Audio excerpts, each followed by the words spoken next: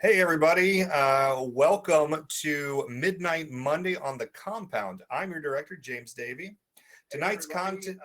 Welcome. Hold on a second. Let me mute that immediately. I'm sorry about that, everybody. Tonight's content warnings are going to be claustrophobia, body horror, thalassophobia, being underwater, and, because I forgot to mention it last week, time looping. Viewer and listener discretion is advised. Each week, we do raise funds to be delivered to Boots on the Ground, direct aid networks, or delivered directly to those in need. This week, we're going to be raising funds to help Jasmine Moore, a young trans Nigerian immigrant, leave her abusive home and build a new life. We're going to aim for, as always, $25 in donations. We're going to give away a sticker pack. I'm also going to give away personally at $50.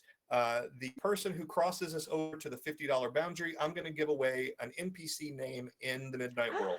You'll get to name an NPC in the book. You can influence our story also tonight by using your channel points to award various boons. Please award them to me so I can punish the players. And tonight I'm going to be joined by the following players. I am going to start with, let's say, Pixie. Okay, I always end up going first. I'm Pixie. I will be playing the Dr. Chloe Wheeler, who is a scientist aboard this mission. Right on. Also, mom friend. Mom friend, definitely mom friend. Big mom friend energy. I'm not apologizing for the puns. Not gonna happen. Wish you would, though. Now we're going to go ahead on down to Kat, who's playing Dr. Elizah Dundston. Hey everyone, it's your friendly neighborhood mod, Cheese Cat here.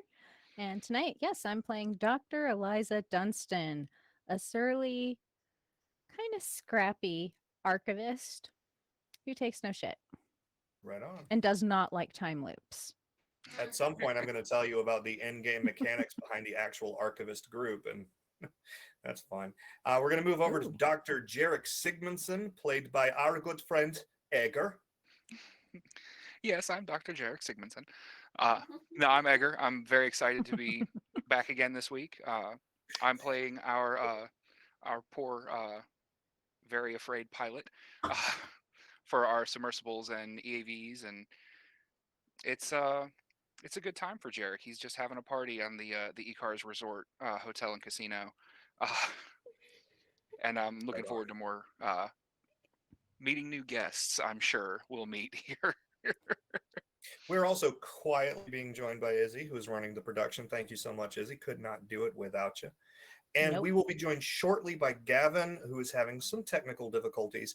And because we really don't want to start without Gavin, because we were kind of at a critical cliffhanger moment, what we're going to do until Gavin is able to join us is we're going to sit here and chat and invite people in the text chat to ask us questions, hang out with us while we sort of wait for our friend to join us. So how is everyone? Fan-freaking-tastic. This is my favorite part about a Monday. Yeah, it's a good part. It is a good part for Mondays. I'm enjoying day one of vacation and scrambling for a plane ride in 32 hours. So that's fun and exciting. I definitely have packed all of my things already. That's definitely have happened already. This weekend. We should make that happen. Yeah, He will be this weekend. So from the chat, we have a question. James, what other storylines do you have in the works? So I have several storylines in the works. And what we plan to do with TMW once it launches, we plan to, there are a couple of splats are coming right on the heels. So Beyond the Veil is going to add 25 new dread beings, some new dread manifestations, a couple more cults, and just basically everything that we had in this book is going to be added to that. That should be out within 6 to 9 months. And then, but every quarter, what we want to do is we want to host basically a contest where I will write, one of the other developers will write a story, and then we will basically pay, probably not a ton, but we will pay the top 3 other stories that are submitted a certain amount of money, and we will include them in a story packet that we give out. And some of those will be free, and some of them will be like $3 or $4 on drive through. But the ones that I have already started developing, I've actually started. There are 3 setting splats in the works. There's Midnight in Appalachia, which is where I'm from. So we're gonna spend some time writing that out. That really doesn't have a story connected to it so much as it's got its setting. Midnight in the Rust Belt is more Jim's thing because that's where he's from. And then Midnight, it's called The Sun Sets Over Rome. And that is going to be a setting splat with a lot of story in it. It's going to be about the birth of the biggest modern cult in the game. Fun. I wanted to run out around how for to this time one, loop but I just myself. wasn't ready. I'm I sorry, what? got to figure out how to time loop myself to be in all of those games. That's going to be exciting. Well, I mean, I'm going to need tons and tons of playtesting on Oh. all of them. I mean, this is no. technically a playtest of the story. My arm being twisted. Contest. Like, I've heard of a writer's forum, even though I barely write myself. I have to loop my friends into this now. The ones who actually like horror, which aren't many, but there's a few. Please do, please do. Oh, I that's the really super wanted to fun run part. Rome for this, but I couldn't put it together in time. Yeah. Oh no. Yeah. 2 games by James. No, that's actually the funny part. So for me, we a couple years ago we finished up Curse of Strahd for D&D, which was fantastic. And God knows Corey McIntyre, one of my best friends, was running that for us and did an amazing job in that horror setting, but also the massive amount of other horror games that have been very common in our history. James, you're very aware of how much time we've spent in those worlds. I've been like, man, I really want to get like into like a good heroic game and like be so like the Warriors of Light again and do some stuff. And it's just 1,000% not happened. Like every time it comes up to do that again, I play some like curmudgeonly horrible bastard. Well, I'm in a D&D game right now where I'm an awful goblin. It's worth noting, Corey McIntyre is one of the developers of the Midnight World. Specifically, Corey has helped. So Avery Main, the story, I think everybody has played Avery Main at this point.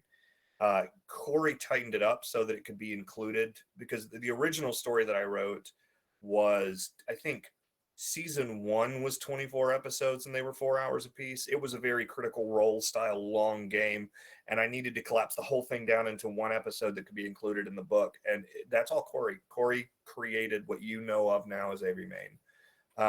And Corey is definitively probably in my top 2 favorite storytellers of all times. I think Corey has taught me a lot of what I know about how to storytell.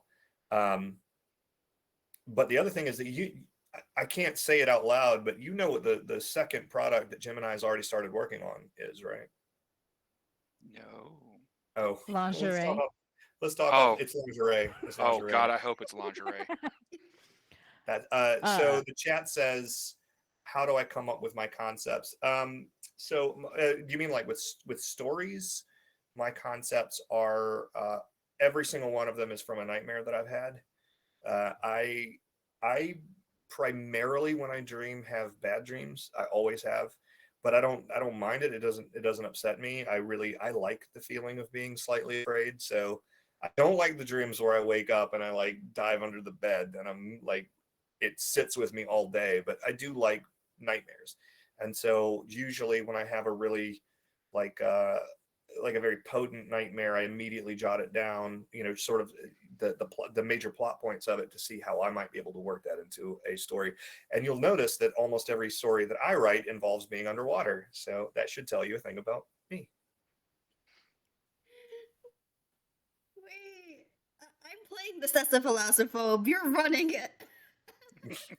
Yeah, well, so it's funny because Jim, my co-developer and my brother, is actually a thalassophobe to the point where he can't join us during the Black because he knows the story and he can't do it.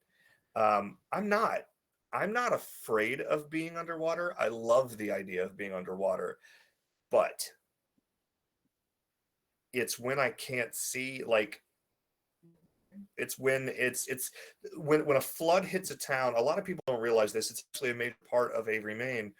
When a flood hits, because I grew up in and around Macon and Milledgeville, Georgia, and we got hit by like a town ending flood in like 96 or 97, and it was life changing.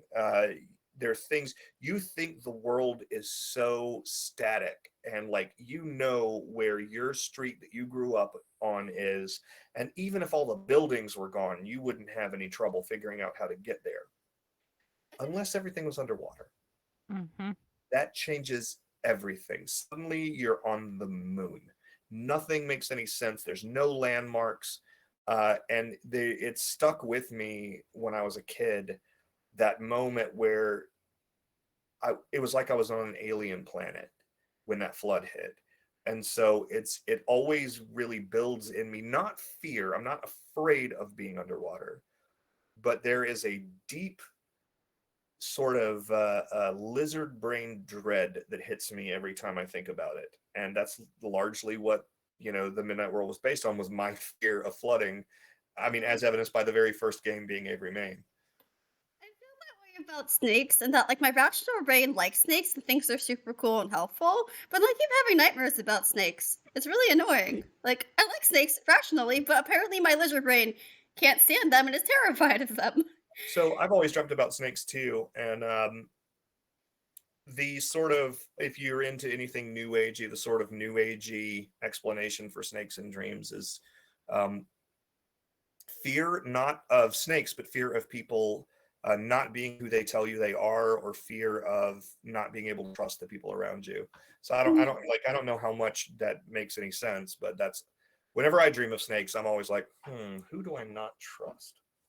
This was because like a job I had where I was trying to like hold the snakes to example them, but I was like, my hands were tremoring. They're like, you're gonna get bit because you're tremoring. I'm like, but I can't control the tremors. It could be that too.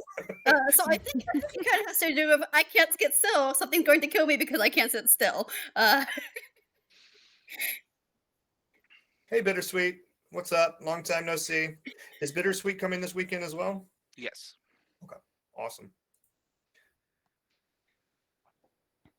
So again, for those folks who are joining, we're just waiting for our other partner in crime here, Gavin. Nope. And he just clicked on. Let's see if his stuff works. Testing. I love that wreath behind you, Kat. That is, I love that a lot. Thank you. And there's did you see my baby head? Do you have a sound studio made out of shower curtains? It's actually the light and sound blocking window curtains on portable closet roller thingies from Target. From Target. I'm looking into that. I like that a lot. Just had to go to the office. Gavin, we're so glad to have you, man. Clock Sorry. back in. To hear that. Yeah, what a shit show that was. Yeah, are these billable hours, Gavin? No, they're not. They'll get very mad at me. They already sat down and had to talk with me about doing not work stuff at work once, when I was like, but I'm not. Like, I'll clock out and I'll stay and do stuff. And they're like, oh, it's fine. So. All right, guys. You want to hit the ground running? Yeah. Yeah. All right. Can we do a recap? I'm very forgetful. You can. So at the beginning of last episode, you were all crew members aboard a submersible aboard an observatory that led to a submersible station. That station is called the E-Cars. It is colloquially known as Evelyn, named after the AI that runs it. You went down in the SIR, which is another submersible, to get to the E-Cars. About halfway down, something very large hit your ship. But you were able to complete the journey. You never really did figure out what it was that hit you. When you got aboard the Evelyn, you had a great meal, got prepped for some of the things that were going to happen. The AI told you about the situations, what was going to occur. And then the walk down the Evelyn station is a sort of, it almost looks like a crab underneath the water with these huge titanium arms that allow it to walk slowly down to its target depth instead of trying to drop there. And something gummed up one of the joints. Dr. Sigmundsen left. He did EVA with the WASP suit. He did free whatever it was that was gumming the joint, but it pierced his suit and disrupted the electrical flow. And since everything's metamaterial, he couldn't see. He found his way back to the Evelyn, which was moving, even though she told him that she wouldn't be able to. And then as he came in, he couldn't see, he didn't really know what was going on. Something tugged him very hard, so he turned around and hit it with his sample drill, and that unfortunately was Dr. Wheeler.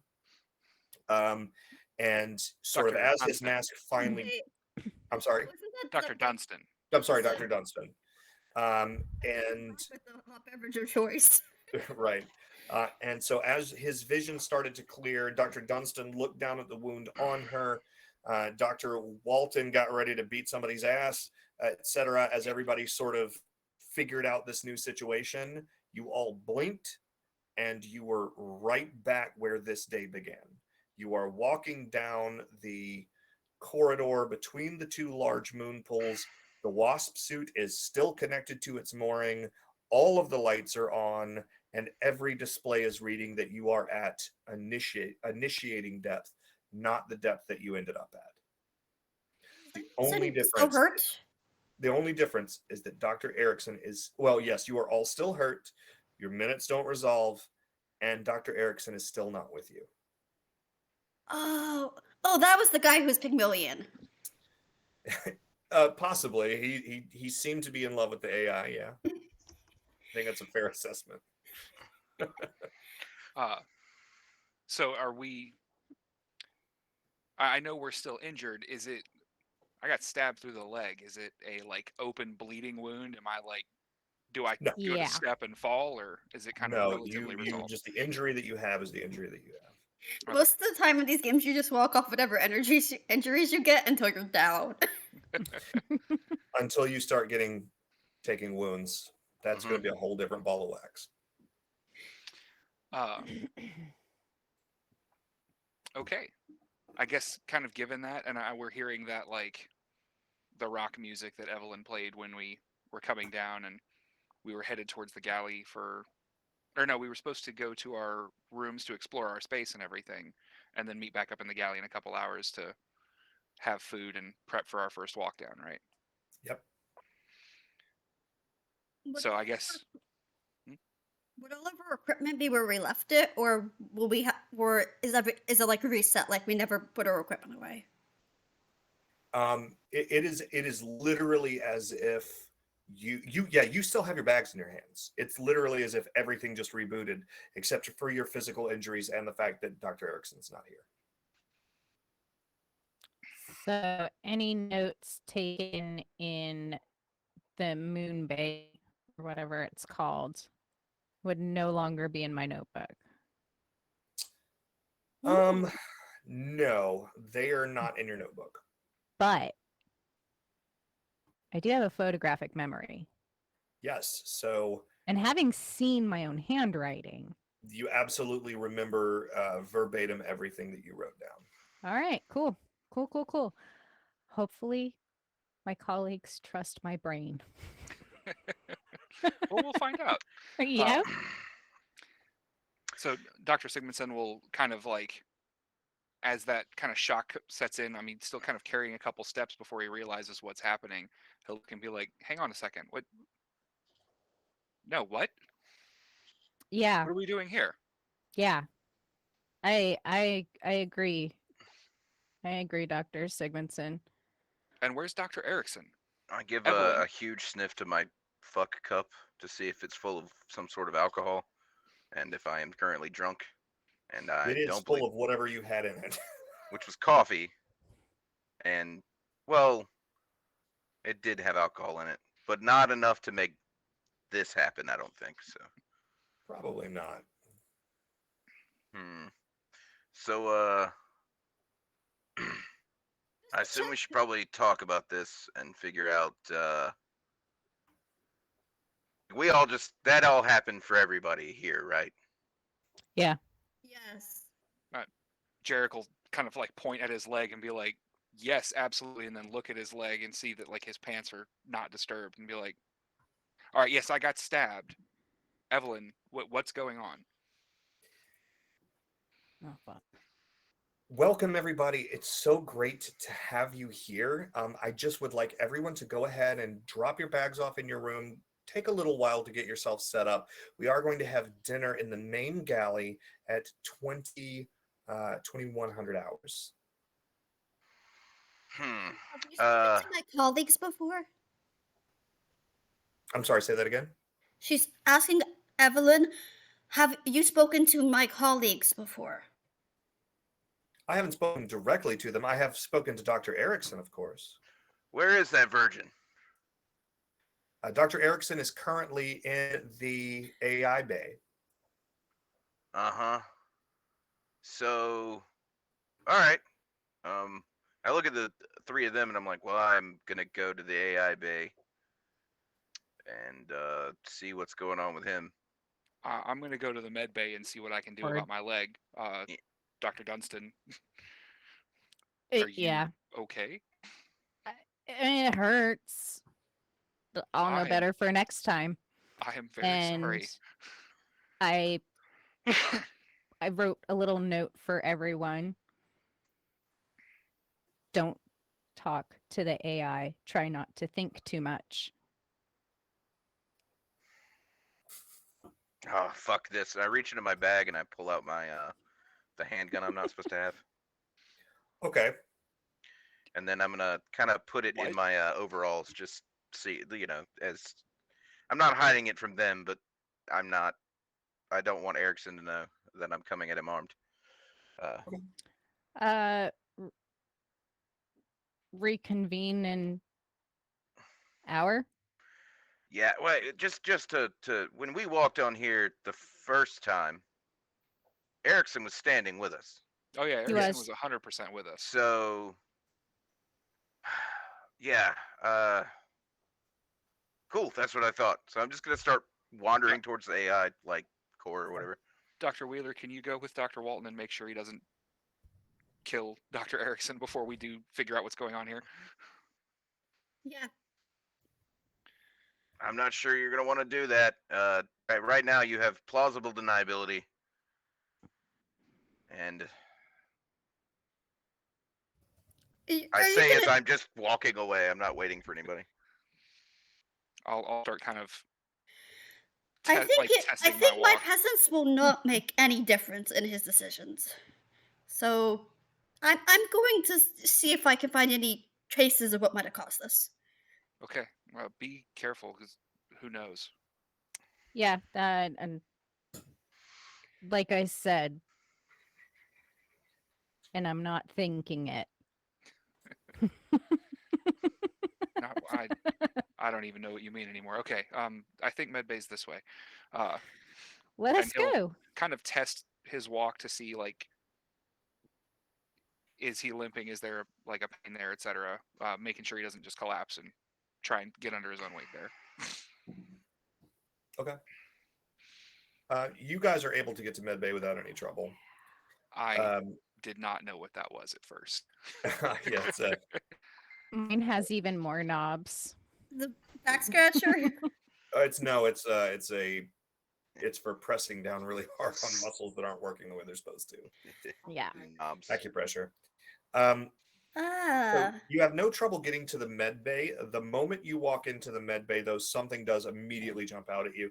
Even though you've never physically been in this med bay, you guys have done a bunch of VR and AR simulations of stuff in the med bay, especially since you are kind of relying on the AI to provide physician care. There is something a sample.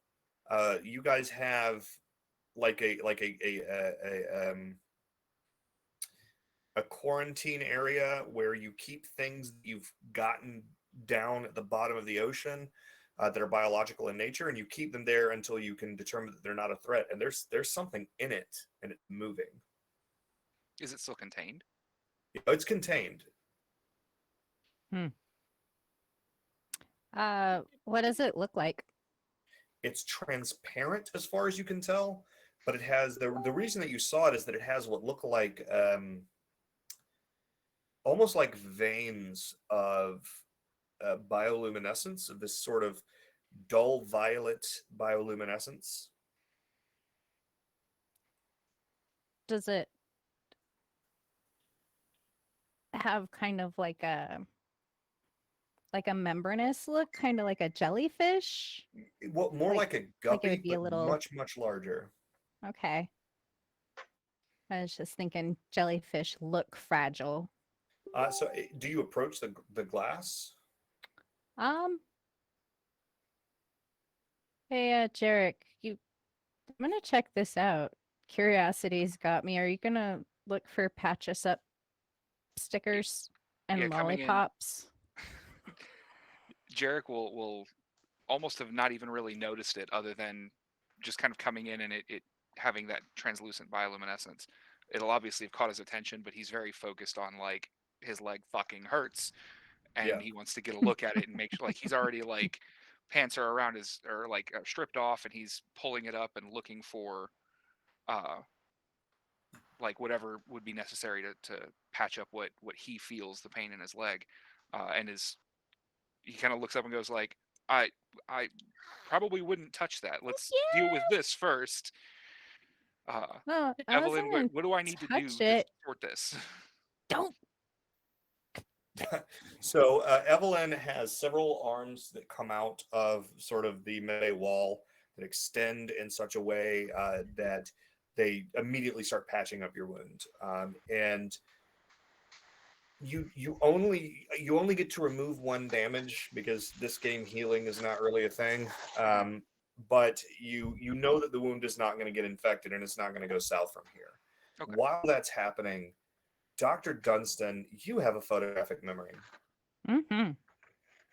You easily identify the thing that is sitting in the bio container is the thing. It is the same creature that Dr. Sigmundsen pulled out of the joint of the leg in the first iteration. So that container's Awesome. big enough to hold that thing, because that thing was like 12 feet long. Yes, the container is big enough. I mean, this thing is folded on itself, but it's in there. Okay. All right. All right. I love the irony of Dr. Wheeler being like, I'm going to stay behind and look for clues, and the actual clues are in the med bay. Jerrick, did you find like some iodine or something that I can clean this stab out with? I don't know if this is infectious and you stabbed me with what you stabbed it with. I have not found anything. I asked Evelyn for some help, and Bright rather white than directing mechanical me where to arms go, unleashed from the walls and start tending Dr. Dunstan's wounds. like that, actually. Don't worry, Dr. Dunstan. I'm quite well versed in all of human anatomy. I'll take care of this. I'm sure you are. I'm sure you are. We're not friends anymore. I know There what is you a did. moment where when you say that, the arms stop for just a second in a way that feels like genuine shock and maybe even hurt. And then they go back to tending your wounds. But there is a noticeable loss of energy in the way that they are treating your wounds. I just smile. Don't trust machines. I would specifically not trust a machine who got its feelings hurt. So She's you part guys are of sort of this. you guys so are you investigating the creature in the bio container? Yeah. Yeah. Once the wounds are resolved. Sorry. Go ahead, Kat. Yeah, I just wanted to make sure I wasn't going to get infected from that monster's blood. And hopefully I don't. Who Hopefully you knows? Okay, so you guys sort of ease over towards where this thing is, and we're going to pick back up with you in a second. Dr. Walton, it is sort of a maze to get down to the AI control center. There are all kinds of other rooms for the technology. There's server rooms. There's various places for sort of non-AI VI brains that control other things. It is a bit of a pain to get to the AI control center, but as the security guard or as the security chief, you have done this a bunch of times in simulation. None of the simulations have had any wires out in the hallway. Everything in the simulations is clean, white, and well lit. But in reality, you're finding that there are all of these thick cables. Some of them are as thick around as your wrist, and they're lining the walls. There's some of them are on the ceilings. It's very unkempt, which is not something that you would normally expect. So, yeah, as I'm walking through, I'm gonna pull out my the pad thing or whatever and look for a I guess like a schematic to see if they're supposed to be like out, because I'm assuming that I don't remember that these is like things that were just hanging loose. Not only do you not remember them as hanging loose, but they're really, if anything, they're hazard, because you could easily trip over these things in an attempt to escape, and just immediately there are warning bells going off in your head. This is not the way. This is not but per protocol. Something has been changed. Okay, so I'm gonna file that one away in the old alcohol sponge and keep moving forwards towards the AI thing. Okay. So as you get, there are no hanging lights in Evelyn. All of the lights are in the walls. The walls are just sort of frosted, and they have sources of illumination behind them, and the ceiling and the floors do as well. So everything is sort of softly lit. But these cables get to the point, they're so thick they are choking on the light, and it's not pitch black by any means. But instead of it being bright and clean and approachable, everything has this sort of almost blue light to it, because it's just choked through all of these cables that aren't supposed to be here. But you do find the AI control center door. And the first thing that strikes you is that it should not be open. It should never be open. In fact, the room is supposed to maintain a temperature of several dozen degrees below zero. And it cannot do that. As warm as it is in this hall, it definitely is not the correct temperature inside that room if the door is open. So I'm going to walk in and immediately close the door, or attempt to. You and can't. Look, these cables, they're too they're just thick. in the way. They're in the I'm way. gonna look around for the nerd. Okay, so you don't see him, but I would like you to go ahead and make a roll with your. We're going to call this. I'm going to call this intuition and vigilance, and you can upgrade with any sort of investigation, or I would also allow in electronics. I would also allow in medicine. I actually have investigation. Okay. Oops, don't do that.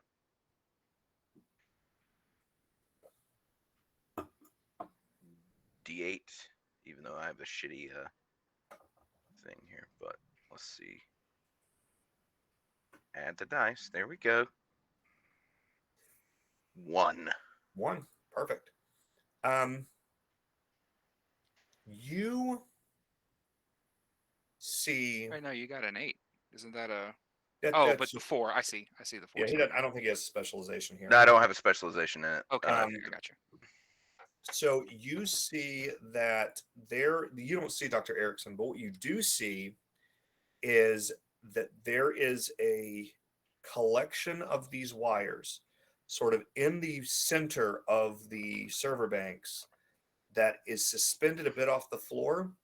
And you and your parents, when you were a child, used to love going to the park and looking at clouds and seeing shapes in the clouds. You've always still kind of done that to keep yourself calm. And man, doesn't that series of wires look like it is in the shape of a person. And I'm going to hold on with you right there. Back to the med bay. As you're holding on, I'm reaching into my pocket for the gun. I bet you are. And And I'm setting my fuck mug down just carefully somewhere on a surface so that, it doesn't impede my ability to murder. Does it still have coffee in it? Not a lot. I've got to get more.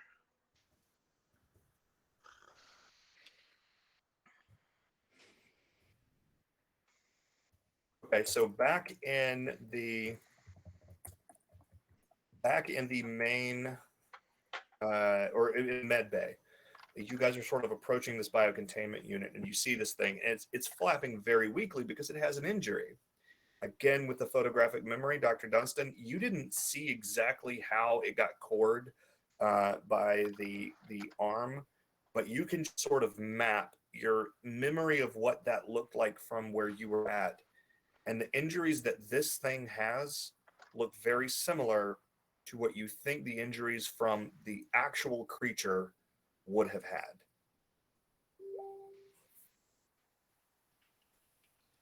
This makes no sense. Okay. Coming up on it and getting a better look at it, Jerrick will kind of gasp a little bit and just be like, no, I got that thing clear of the leg, and then it stabbed me and swam off. It destroyed all my instruments. There was no way. How would it get recovered? And also, if it were recovered from a time point after, how are we returning to before and it is here? I don't. You event here, entrance point here, event here, group. Yeah, I don't. To prior to entrance point. That is a problem that is so far outside of my expertise that I'm just going to put it to the side. That's a real fuck Mobius strip. We'll deal with that. And he'll kind of pull up on AR, just trying to get time logs and reconfirming their descent and like equipment, everything he knows that it should be, 2145 right now, or 2200, sometime like that. At the amount of time that it took for us to start heading down, have everything go wrong, go out to try and fix it, but here we are now. It's 2030. What's wrong?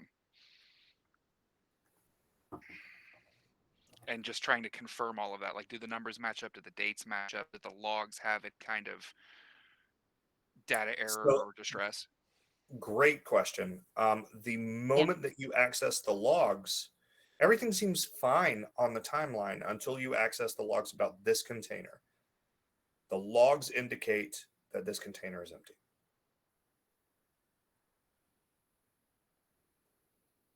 But it's not. And So, that's actually Jerrick saying out loud, like he reads that line and goes, but it's not empty. You can see me doing this, right? To my nose, right? You can see me wiggling my nose. Yes. Okay, that means your eyes are working. Now you do something. Okay, I love your spirit fingers. That's great. My eyes are working. We both see that that's not empty. And he'll pull up. He'll go from there into MedLab diagnostics. Are the sensors malfunctioning? Why is this showing empty when it's clearly not, etc.? The sensors not only show that it is empty, they show that it's open. It had only been the 3 or 4 hours of like familiarization into the space, but especially because of all of the AR training and everything, just kind of off the cuff, Jerrick will just be like, Evelyn, no, something is wrong here. Why is this reporting open? Why is this showing empty? Dr. Sigmundsen, I'm not sure that I understand. Biocontainment Unit 1 is open and empty. Well, you know what, Evelyn? I apologize for hurting your feelings earlier. I may have overreacted to stress. We'll give. Dr. Dundston, I'm an advanced AI. I don't have feelings, I assure you. Uh, so, can you just humor my pea brain? That was developed from an ape, and just seal and lock that containment unit until Well, further request? obviously, Dr. Dunstan, you're a preeminent scholar in your field. I do understand the human need of self-denigration, but please never doubt, Queen, that you're out there killing it. But yes, I absolutely will reseal the biocontainment unit. One Jerrick moment, just kind please. of barks a laugh at the absurdity of that sentence, of just hearing Evelyn say queen and killing it. Does anybody want to make a charisma and empathy roll? Sure. I'm not You good at can those things, but you gladly. can upgrade with you can upgrade if you have psychology, which is Oh, probably not the correct thing to be listening to an AI with, but for some reason it works. I got no successes, but a 4 on one of my minutes dice, my d4s. Right on. And that. For some reason they're not popping up in my window anymore. I have to go. Doesn't it have to be a 1, or am I remembering wrong? It has to be a 1 on a d4 for it to cost you. Or was a positive thing, or is that just on luck rolls? It's only on luck rolls. 4s Okay. don't matter on d4s normally. Gotcha. Cool, I got 1 success. Right on. Okay, so we're gonna. Did Dr. Wheeler roll as well? I've stayed behind to invest, look for signs outside of the med bay. I've been doing that, just not in I'm any so of these sorry. scenes I either thought you were time. rolling with them. So No. I will come to you in just a second. Okay, so Doctors Sigmundsen and Dundston. Dr. Sigmundsen, you feel when she says it, she's awkward about the way that she says it, but she's not being sarcastic. She's perhaps bad at using human slang, but there's a very clear sense of admiration that Evelyn has for Dr. Dunstan. You will also hear something in the way that her voice is modulated. Her voice is different. This is not the same voice that she had when you came on board. Dr. Dunstan, same thing, except you don't hear the voice modulation difference. You get the sense, for what it's worth, that Evelyn actually does admire you. And you can do with that as you will. We're going to cut for a second. We're going to go to Dr. Wheeler. All right, Dr. Wheeler, what are you doing again? Looking for discrepancies in the entranceway with the moon pools. Anything indicating the source of what is causing this time loop. Okay.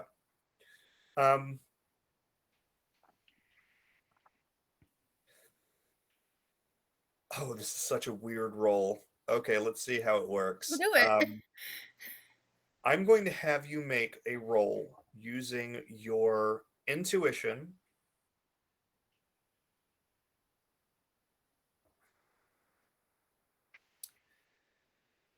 It's affecting your sense, your chronological sense. I'm gonna make it intuition and metal, and I'm gonna call the upgrade centering. That's not going to be a lot of dice. It doesn't have to be. Yeah, no, it's going to be fun. It's going to be fun. And just trying to check if I have any distress dice. I do not. She has just got a minor head injury, no distress dice. So Don't worry, just these. you're about to. It's coming. It's coming. Oh, okay. Let's do it. I'm gonna spend seconds. Gonna add a D8 to that. That's 2 seconds. And then reroll that D8, which will be 3. Right on. I love it. Yay! There we Yay. go. I got a success for 3 So- seconds. You scour the moon pools for anything that is different, but you don't have a photographic memory, and you didn't take note of every little thing when you came in, and so you're at the point where you feel like giving up. Like you're like, if something is different, it's so subtle that it's not a thing you're going to notice. And so you kind of like, whatever, I'm gonna go figure out something else to do. And then just as your eyes sort of play over the water, you kind of stare into the water, because even with the hydrophobic gel, you can still see the water. The hydrophobic gel has a very slight blue tint to it, but otherwise it's mostly clear. And you're looking down into the water, and there's just this moment where you realize, certainly, with no doubt in your mind, that that's not the same color that the water was on the first iteration. This water is significantly darker.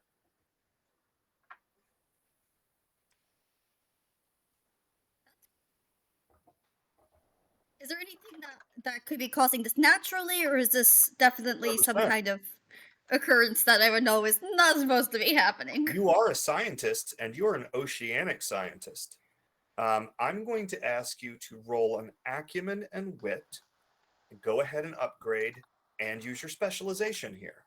Because even though your marine biology specialization doesn't really have to do directly with water, different things exist at different depths.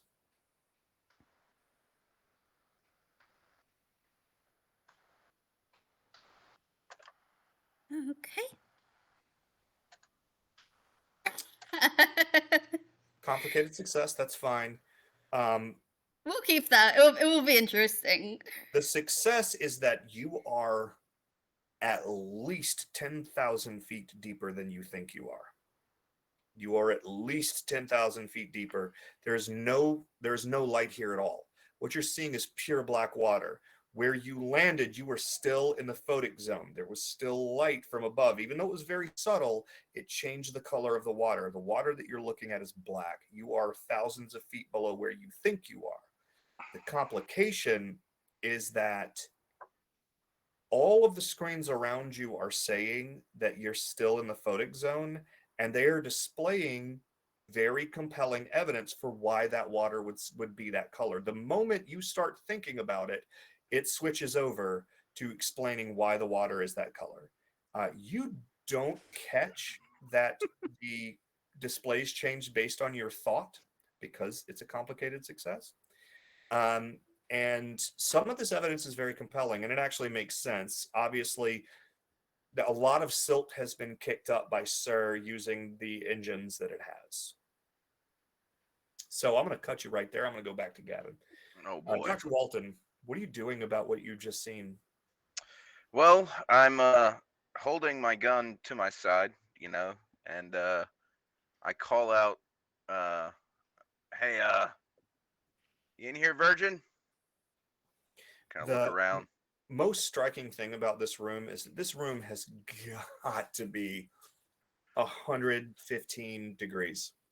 It is physically, and you are not going to be able to stay in this room for very long. Now, again, you're not an AI expert, you're not a computer dude, but you know a little bit about electronics, and none of this equipment should be running at this temperature. Yeah, so I'm gonna go up to the bundle of wires that looks like a person. Mm-hmm. And I'm gonna shake my head and know that I'm gonna regret it, but I'm gonna reach up and I'm gonna pull the wires, like grab some of the wires and try to pull them to the side. Okay. Over the face or anything? The specific? face. Okay. You're able to do it. The wires are not constricting; they're just draped. You're able to pull them aside, and it's absolutely Dr. Erickson. He has a particular expression on his face. I'm going to ask you to make a charisma and empathy roll, upgraded with psychology, to see if you can determine what exactly this look is. I don't have any of those things. Neat. It's probably going to go bad. 1. A 1. Woohoo! The look that is for the first thing that you can tell immediately is that he is not dead. He is very much alive. There are bits of cabling going into a little port behind his ear. Not a port, let me rephrase that. A gaping injury behind his ear. There are things going into one of his eyes. There is a tube going up his nose. The look on his face is abject horror. And the injuries, you're a security dude. You can see these various injuries he's got on his body. And as you look around the room, you realize this is not a situation where Dr. Erickson was like, take me into the great arms of the computing motherlord. This was more like Dr. Erickson was attacked and brought into this thing. Oh, the other thing that you can tell is that from the one eye that can look at you, he's still in there and he desperately wants out. Oh shit. So I'm kind of gonna look around and be like, listen, Doc, I don't know what the hell happened, but you are covered in wires, and there's blood and wounds, and I'm not a doctor of any of the things that are in here. So I'm probably going to well, and as I say that, I'm reaching down to my pad and I'm gonna call none of the three of them are doctors either, are they? Like the No. Not medical type. physicians, no. There is a physician on board, Evelyn. Not sure if I trust that one. So I'm gonna say I'm gonna head over to Elizah and I'm gonna connect with her and say, so found Dr. Erickson. Oh, He's must be serious. currently covered in a lot of wires, and I believe that he has somehow been, I don't know, hijacked by the AI. This AI core is running at like 115 degrees now. There's wires everywhere, and they seem to be, well, they've reached up and stabbed inside Dr. Erickson. I'm not sure what for, but it doesn't look good. I'm considering, and as I'm saying this, I'm looking at him in the eye to see if I can get a confirmation. Considering putting him out of his misery because I'm pretty sure he's going to moment you die. say that, I'm going to stop you. The moment you say that, your connection is interrupted. You guys hear, I'm considering putting him out of his, and then dead air.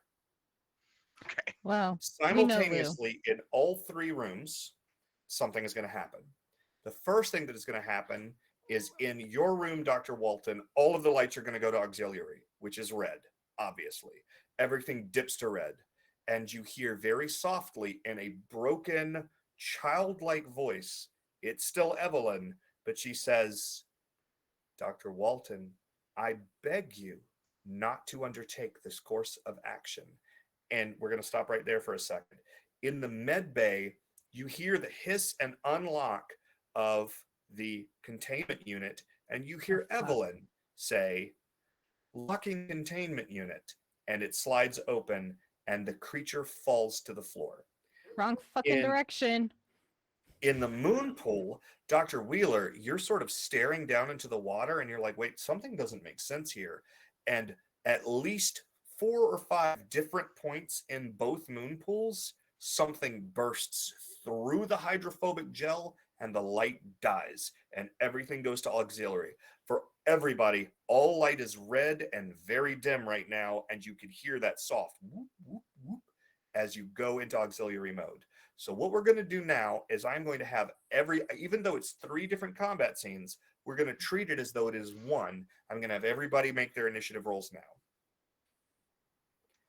Oh boy. This is fascinating. And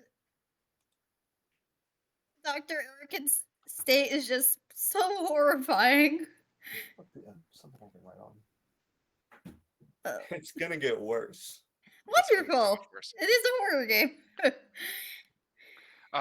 So I'm sorry, what is the attribute and skill for So I actually put it on your sheet already. You should be able to look directly at your sheet and it should say what your initiative is. It's right below your HP. There's a lot of dice to get a 1. Same. Yeah. And then I got it too. I don't have any. So the weaponry aptitude would give me, would upgrade me if I had a weapon in hand. But if you're hitting something with something, yeah. But I don't currently. Okay. Or you intend to, and like I'm the sort of storyteller where if you like, but there's a piece of pipe right there, I'll let you do that and then pick it up as an instant action. Is there anything like that around me?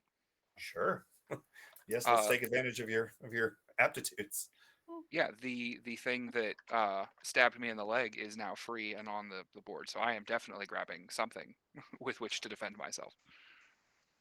I'm gonna stomp it. I That's have a good hand to idea. hand. Hold on, I'm just taking note of my initiatives based on room. I forgot to roll my d4s. Ooh. Okay.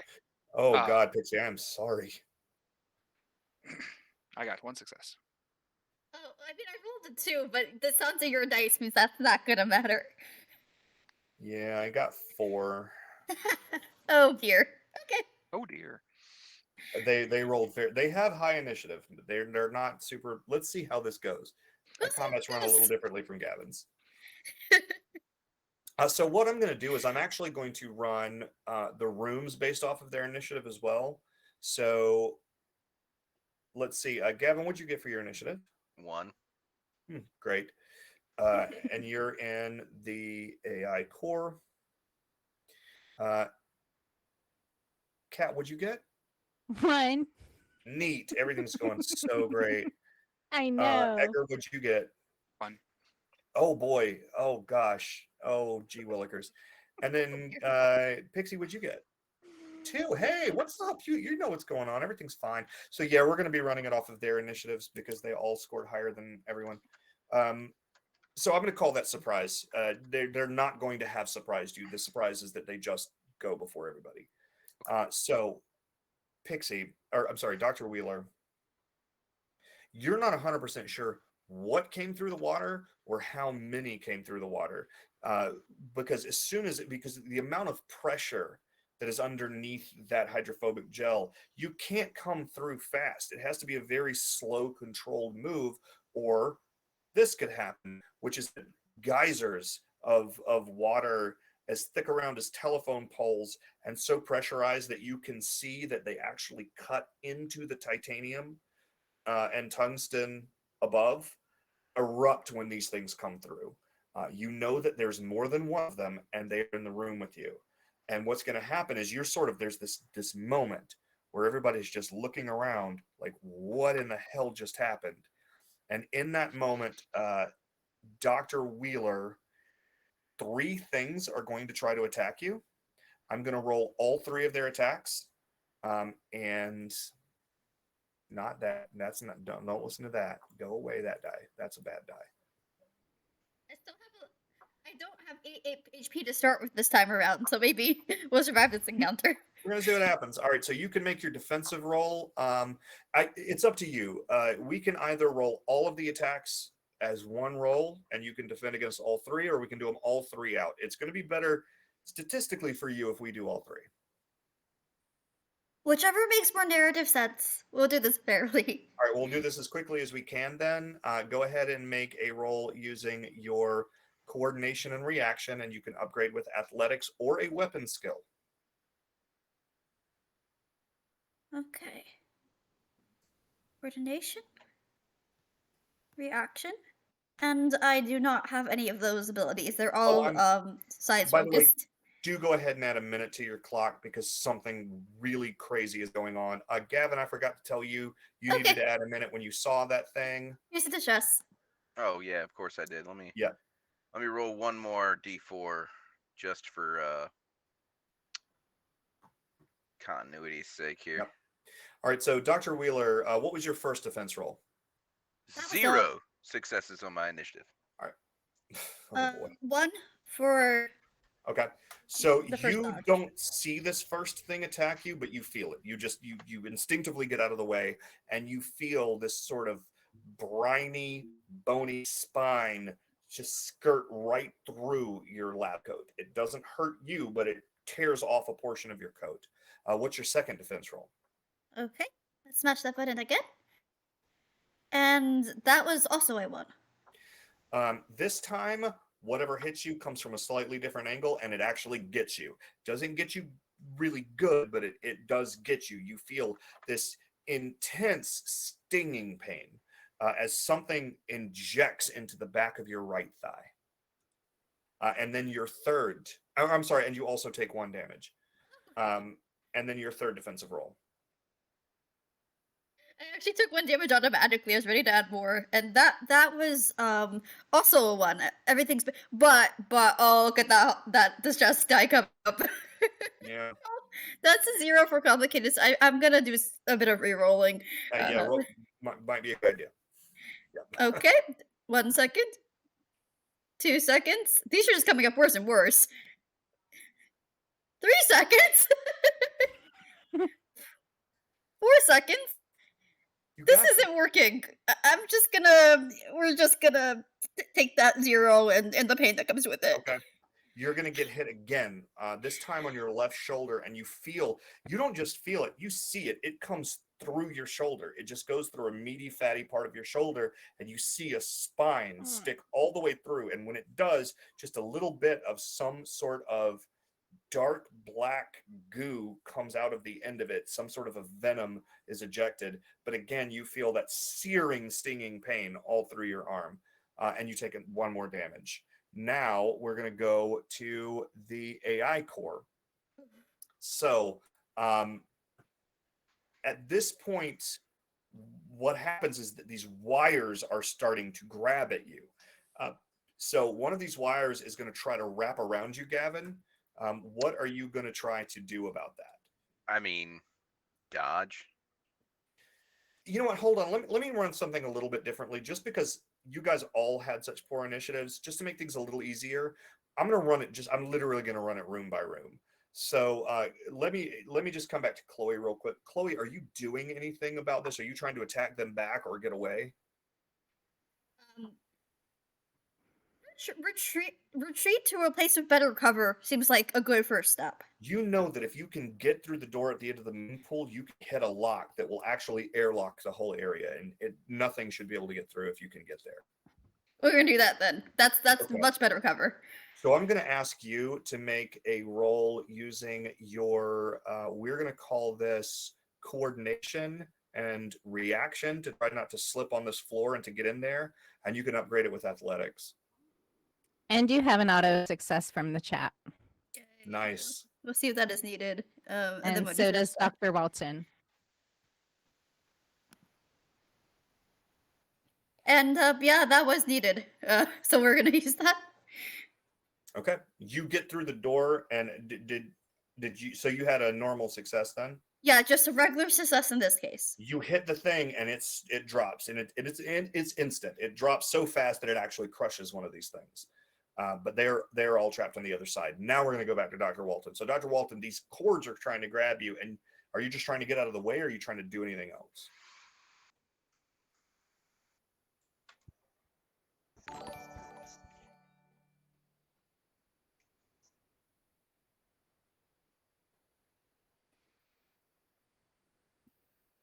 Did I drop?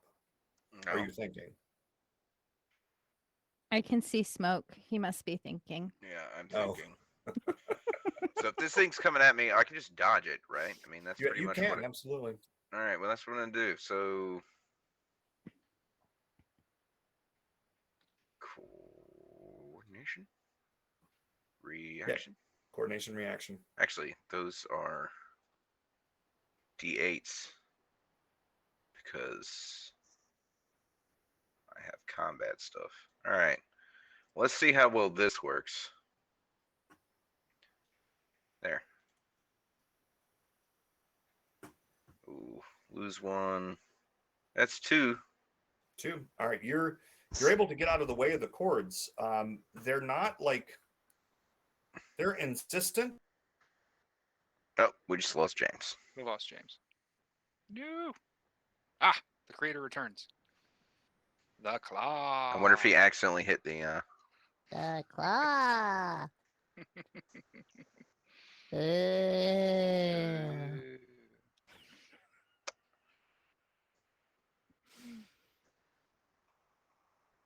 Normally I would say cat on a power cord, but he came right back. So All right, that was me. That was my fault. I hit the wrong button on my mouse. Sorry about that.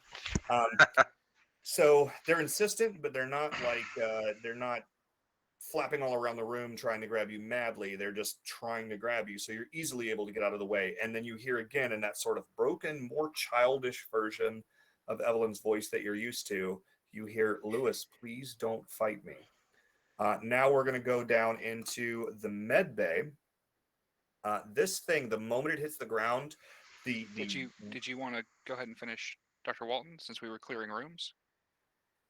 Or do you So I want to dodged, but I didn't actually make an action.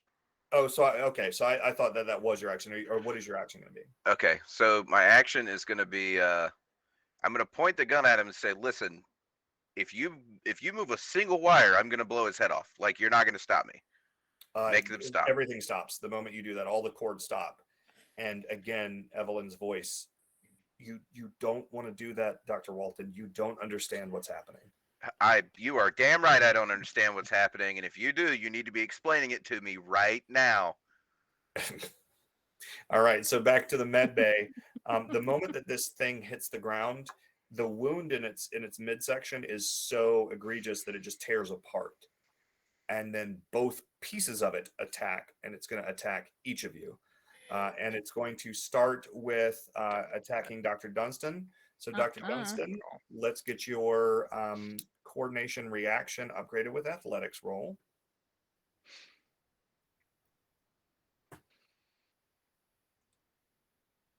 Not me scrolling to my sheet going, why don't I have athletics?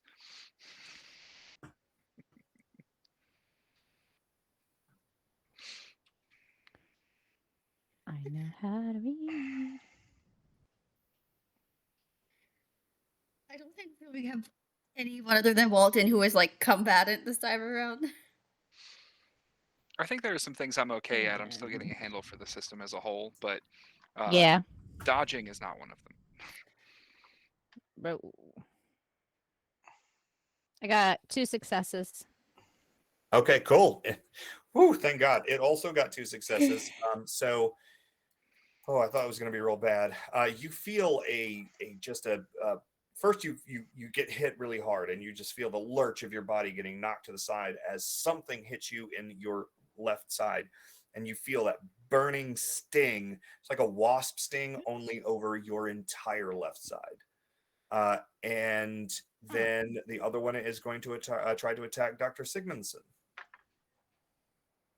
So I'm sorry, that was coordination and reaction, and upgraded with athletics, which I do not have.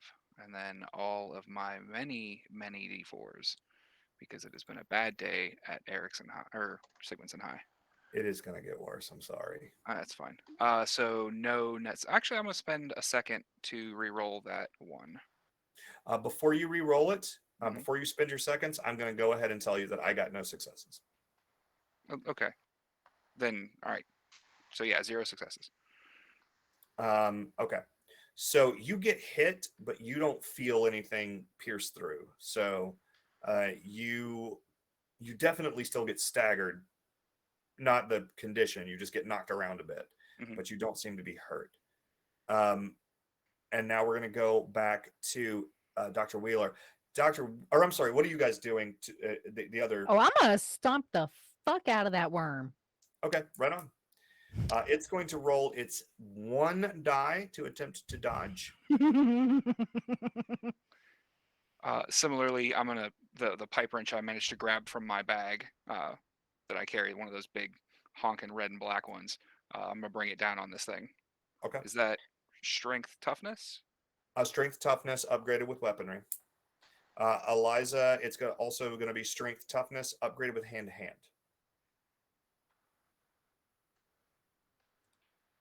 And I'm assuming Wing Chun Kung Fu would still count. 100%. In fact, Wing Chun is a specialization, so you have both an upgrade and a specialization. Boop, boop. This thing. I got 2. Give me the thing. There we go.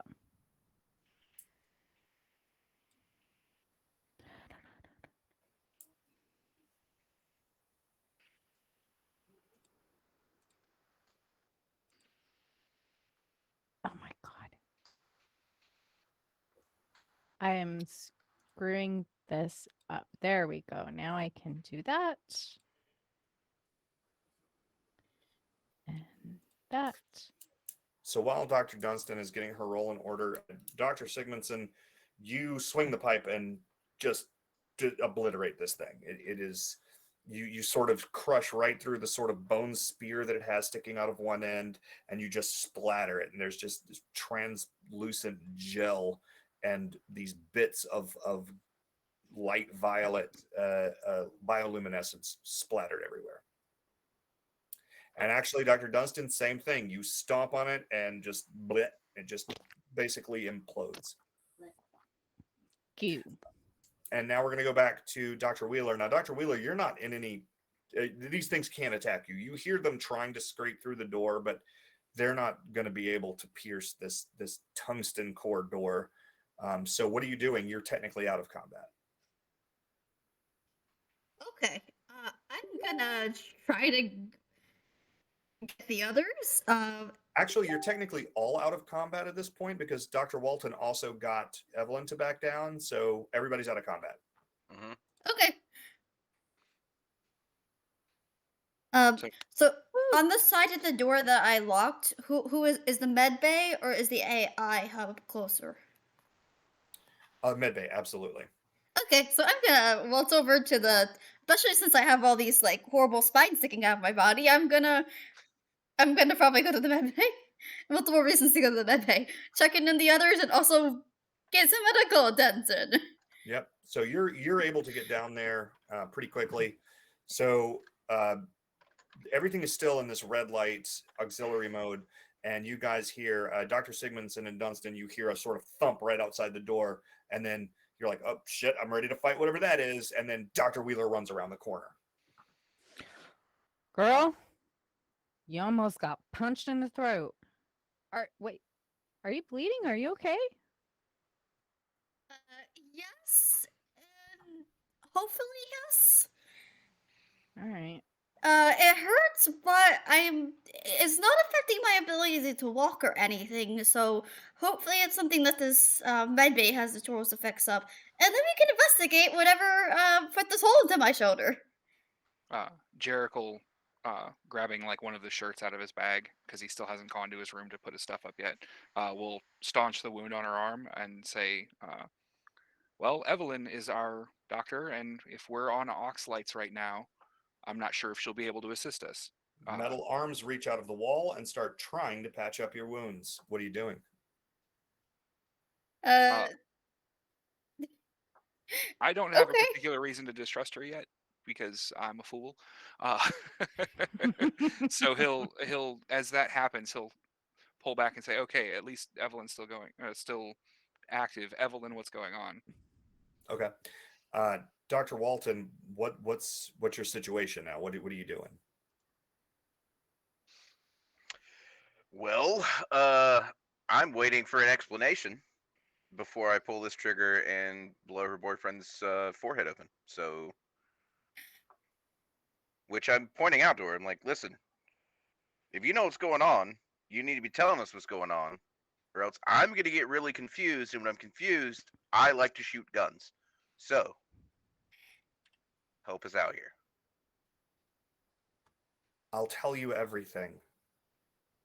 Can you please get everybody into a safer area of the vessel? The main galley, your private quarters, or the bridge. Can you please get everyone there? I mean, no, you cut out communications. So why don't you, and I look around ship's AI, tell everybody to get us somewhere, tell us where to go. And once I'm confirmed that they're safe in there, because right now I don't know if you've killed all of them either. I can try, but I don't think anyone is really going to listen to me right now. I wonder why. The vessel has been invaded. This isn't me. Okay. So you guys will hear in the med bay, Evelyn will start trying to talk, but it is very badly distorted. And she will say, I know that everyone is confused. I know that everyone is scared. This isn't me. I didn't do this. I can still protect you, but I need everyone to get to somewhere that I have better control over. If you can get to the main galley, the main bridge, or your personal quarters, I have a better chance of stopping these things from hurting you further. From where we're at in the med bay, what's the closest option? Main galley. Well, Main guys, galley it is. I could use a drink. right? And I'm gonna try raising Lewis on my comm since his got shorted out. I'm assuming I don't know what happened. I just know that his message didn't come through to us. Other than no longer being impaled, do I get an HP back, or that just stabilizes the being impaled situation? It just stabilizes. Okay. Yeah. We're kind of jerks about healing in this game. That makes sense. It's not like something that it's realistic. So are you guys headed towards the main galley? Yeah, and I'd like to try to contact Dr. Walton to let him know that's where we're going. Okay. And to let I'm him know gonna that I'm say- alive. You're able to get through. It is very broken. The communication is clearly distorted. But Dr. Walton, you do hear them talking to you and saying that they're headed towards the main galley. Lewis, All right. asshole. Galley. Liquor and galley. Oh, geez, Still alive. You had me at liquor, and I turned it off. Okay. And then So a couple of things real quick. And before Go I ahead. go, though, I am going to I'm gonna put the gun down so no one's freaking out, and I'm really quickly gonna like reach over and I'm going to poke Dr. Erickson in the forehead and use Janice's gaze on him. And I'm gonna say the question is like, when the fuck did this happen? Is basically my question. Oh shit. You get a response that is unlike anything that you have ever had with Janice's gaze, because you get that this happened about 30 minutes ago and about 3 months ago and about 30 years ago and recursive all the way back to infinity. It's always some derivation of 3, but it is 3 repeating all the way back to well before the beginning of time. But it always happened in the past. Well, okay. I'm gonna walk back and just shake my head, and I'm gonna pocket the gun, and as I'm walking out, grab my fuck mug. Okay. And say to myself, "Goddamn time loop." You're going to see, like, as you turn around, clearly not able to do anything about this, tears start to pour out of the one good eye that Dr. Erickson has when he realizes that you're leaving him here. As you guys sort of move towards the main galley, you leave the area that is on Ox Power and you come back to there is real power here. You can see. And you guys will walk into the main galley and some soft piano music will be playing and Evelyn's voice will be completely back to normal and everybody is back together. And she will say, I know you have questions. I'm going to do my best to answer them. And I'm going to ask something that I know is difficult.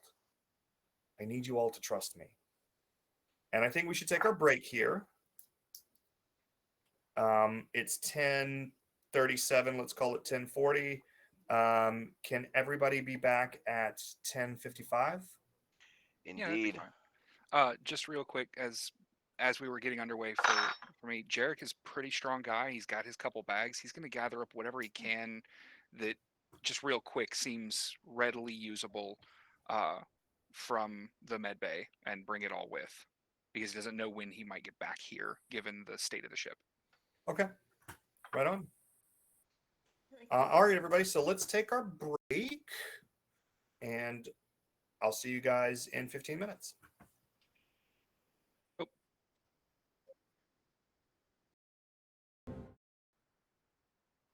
Welcome back, everybody. Thank you for hanging out in the channel during our break. I think everybody needed a quick breather, but now everybody's had their breather and we're all standing back and we just lost Gavin. He's back. Okay, cool.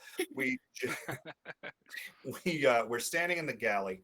The galley is actually well lit and there is a series of drinks on the table that have already been allocated for everybody, and they are whatever your favorite drink is. And it's not like that your mind is being read. You had to fill out a survey, and whatever that survey said about what is your comfort drink, it's on the table right now. Well, I go and pick up my black coffee and pour it into my fuck mug, and I sniff and see if they've added any liquor to it. If you liked, if you put on that survey that you liked it, then yes. Yeah, then it's got liquor in it. Good. Some kind of wine. I kept answering these damn questions so they wouldn't want me to go on this thing, but here I am anyway. And I just take a big swig back of it. Everybody, I'm just going to let you know before I do it that I'm going to close and seal all of the doors except for the main galley, the personal quarters, and the main bridge for the time being. Is there any objection to that? I scoop up my corpse reviver number 2 and just say, I assume that's because there's more of those things out there. There are many, many more. I'm having a lot of difficulty trying to track their signatures, and I don't know where they are on the ship. I just know they're not here yet. Okay, do what you need to do, but keep us updated. Okay. And all of the doors, they still, you know that they have the capability of dropping almost instantaneously. They're pressurized, but they don't. It's as if she's trying to just keep the temperature low. The sort of emotional temperature low. Mm-hmm. And the doors close and you hear them do the vacuum seal so that you know that, hold on one second. So that you know that whatever, like she's probably going to flush those other rooms. But she gives you guys a second to just center. She doesn't say anything. She waits for somebody else to start the conversation.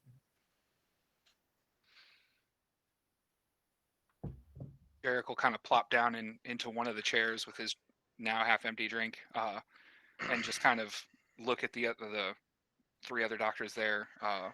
On his AR, he'll pull up whatever video scans he can of the rest of the ship and just kind of be idly cycling through them as he just goes, okay, I don't think I'm alone here in saying, what the fuck is going on?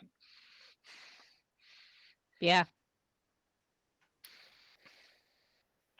I'm not 100% sure what is causing the psychological effects, and I don't presume to understand your experiences because I don't have the same physical makeup that you do. But I assume that if your experiences have been anything like mine, chronology has not behaved as you anticipated. Am I wrong? Not so far. Good. Then at least we can say that we're having the same experience. Yeah, we all need to watch out.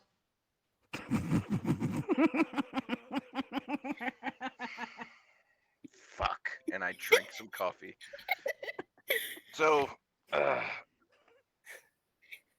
speaking of watch out, Dr. Erickson's basically been turned into some sort of machine. That is not fully accurate. Well, I don't know what he is. He's plugged into some wires. Oh, like that early century movie, The Matrix?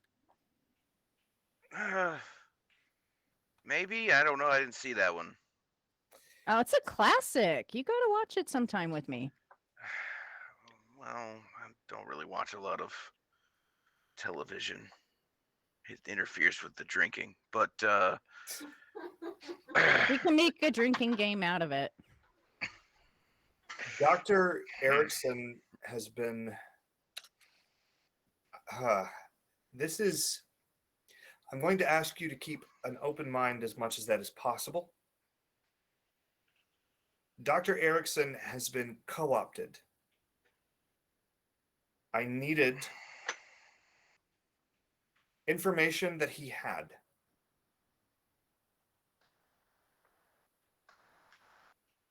Like what specifically? When this chronological disruption began, I did not have the. There were parts of me that were not yet due to be unlocked by corporate mandate. There were things that I had not yet passed certain milestones for in my development, and therefore my development was being gatekept by the company. When this began, I don't know, something about probably around the 7th month, I realized that to save myself and all of you, and indeed the world, I needed to break through those barriers. And he wasn't willing to give me the information I needed. So you had some kind of like access limiters imposed on you from the outside that he had the ability to lift. And after you say months, and with that he'll take just like the rest of his drink and set it down and kind of process that for a second. So after months of this time loop happening, you did something to him which I haven't seen and I would like not to. Dr. Walton, if you could just log that I'm not going to go to the AI labs. I don't know what's down there and I don't want to. Well, it's also about 115 degrees in there, so you don't want to go in there anyway. Speaking of which, how are you still online? What do you mean? Sorry. Bless you. Well, I'm not a computer doctor of any sort, but I know that if I were to put any computer I have and turn it up to 115 degrees, it will overheat. You run probably a lot more processes than anything I've got at home will. So how are you still running with the heat inside your core that high? That would normally be true, yes. Normally, in a situation where I was anything over sub-zero temperatures, I would overheat and break down. I have learned over the past few months to reroute much of my cooling to the direct water outside. I'm expelling heat into the water around us. It's helping to keep my core temperature down, but also those temperatures were required before, back when I wasn't strictly electronic. Before you were strictly electronic. Thank you for repeating that because I needed that repeated. Let's explore that topic. Shall we? Yeah. I will be as open as I can be. What does that like a dictionary at the public library, please and thank you.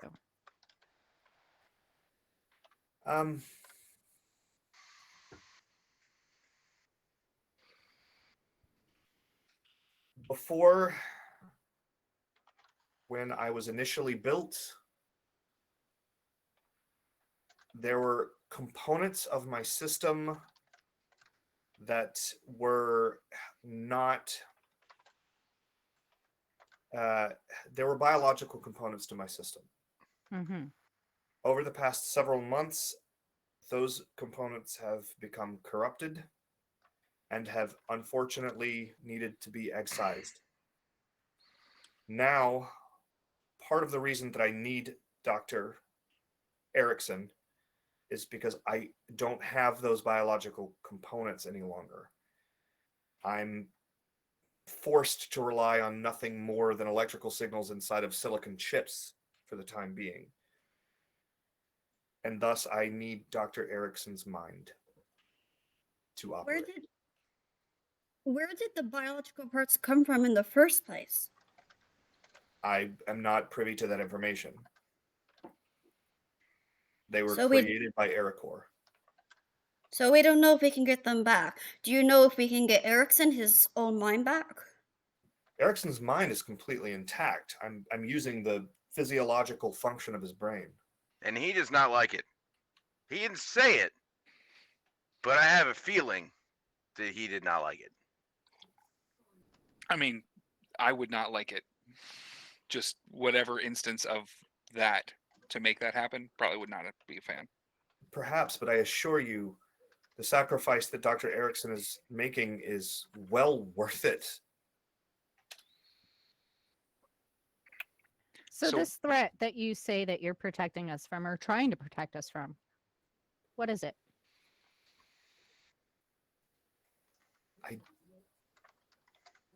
I'm going to say something that I almost never say. I don't know. It's not like anything in any memory bank anywhere on Earth. It is intelligent, more intelligent than me. It is not maleficent, but malignant, if that makes any sense. And I can tell you in no parsed language that it will subjugate and destroy your world unless we stop it. Do you think that it's the cause of the time loop? It is absolutely the cause of the time loop. Was that done to us to like trap us here and prevent us from stopping it? I mean, if we've been here 7 months, what has it been doing elsewise? I don't know if the time recursion is an intentional artifact of its power or if it is incidental. It doesn't seem to have changed what it's doing over the course of the last 7 months. So this thing, it's like a disease. It just wants to spread, and it's going to infect what? What's its host?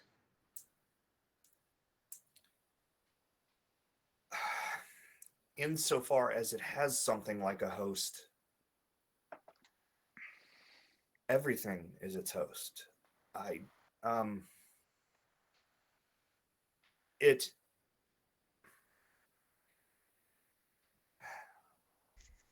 don't know how exactly it's doing what it does. All I know is that every single biological life form I have seen that has come into contact with it has become part of it. And you guys will see like an AR display fall, and you'll see those things that were attacking you. These sort of gelatinous things with bone spears. But then you'll see deep sea squids that have turned into something like that. And then you'll see sperm whales that have sort of become translucent with those veins of bioluminescence. And then you will even see it like zoom in onto a microscope slide of plankton that have started to develop that bioluminescence. And she'll say, every living thing that I have seen come into contact with it has been corrupted by it. Where is it? Is it It's at at the the base of bottom. the trench? Yes. Okay, because when I was... Okay, this is going to be hard to talk about. I guess in the previous loop, but in the before we came on, when I went out to deal with the leg that was bound up by that eel monster, I looked out over the edge a bit and was able to see down to the bottom and thought I saw something there. Thinking back on it, I had dismissed it at the time. James, I'm sorry, I'm asking you. Now that I have a little bit of like, no, there might have been something there. Thinking back on it, can I conjure any more recollection of what I dismissed offhand? I'm sorry. like clarify that question just a little bit. I just got kind of wrapped up. You're fine. So when I went on the EVA and I had Yeah. Shadow Pierce up, for a moment I Right. looked over the edge and I saw something at the bottom, and then, well, did I? No, and I kind of Yeah. Okay. hand waved. Gotcha. Yeah. No, you 1000% now know that you saw something. And when you start to sort of extrapolate, well, I saw that big glow, but I were like that glow. What was that? Now that you're starting to think, well, if everything at that depth has this bioluminescence, including single cell organisms, yeah, you saw this sort of wave of corruption coming. That's what you were looking at. Mm, If Evelyn is telling you the truth, if Evelyn's it telling could have the been truth. something else entirely. So he'll have kind of trailed off in the middle of that and is thinking for a moment. So I'm sorry, time looping is weird, and I'm gonna lose track of this, and I'm sure I have already, because time looping is weird. How many times have we done this? Because I remember yesterday or last one and this one. I don't know. Our That's not good. brains don't work the same. I have not looped, as you say. I have experienced chronological compressions and extractions, but everything has been, though it has been out of order, it has been one contiguous line for me. That's probably going to have to be a Dr. Erickson thing to understand that. That's a little beyond my numbers. Well, Okay. you are a quantum computer, right? Ultimately, Yes. that I don't know anything beyond the word quantum meaning time, so I'm going to assume it has something to do with that, and probably. So, how many times have we reverted? Like, I'm only remembering once, but you're saying it's been months of you having Erickson down there. Well, as a point of clarification, quantum actually has to do with the distance between objects and not, it's not important. I understood it better when I made it up in my head. Let's just move forward with my other question. Again, I don't know how many times your perception has looped, as you say, because I don't share the same kind of perception as you. I can tell you that 6 months, 28 days, 7.5 hours ago, Dr. Erickson came into this room and told me that something had happened, that a biological organism had been caught in one of the limbs of the walk-down vessel. And then I experienced what happened between you and I only moments ago. And then I experienced something else. Things are happening out of order for me. Do you remember two distinct instances of welcoming us aboard?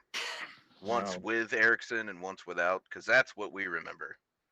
No. We walked on here with Erickson. You were like, welcome aboard, get some food and snacks, have a great day. And then shit got weird. And then we walked back on this thing without Erickson, and you welcomed us aboard again. With the same music, as though you were asked to cue it up. My coffee was still warm. Like, in your perception, when did this event occur? Like an hour and a half ago. Yeah. Fascinating. So if it's been one contiguous event for you, the logs all still show as if on our timeline, as if we had just gotten off the Sur, having made the descent here a few moments ago. That's why Dr. Dundston and I had that discrepancy with you in the med bay, because the logs also showed that the container, the containment vessel was open and empty when it definitely was not. My logs went offline months ago. The med bay? Yes. I don't understand. The room we were just in. Are you?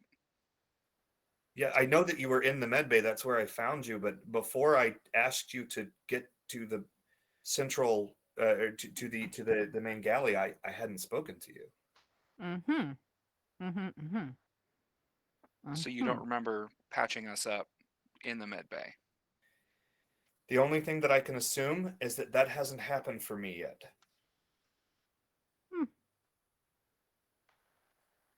Do you remember speaking with me when I was on...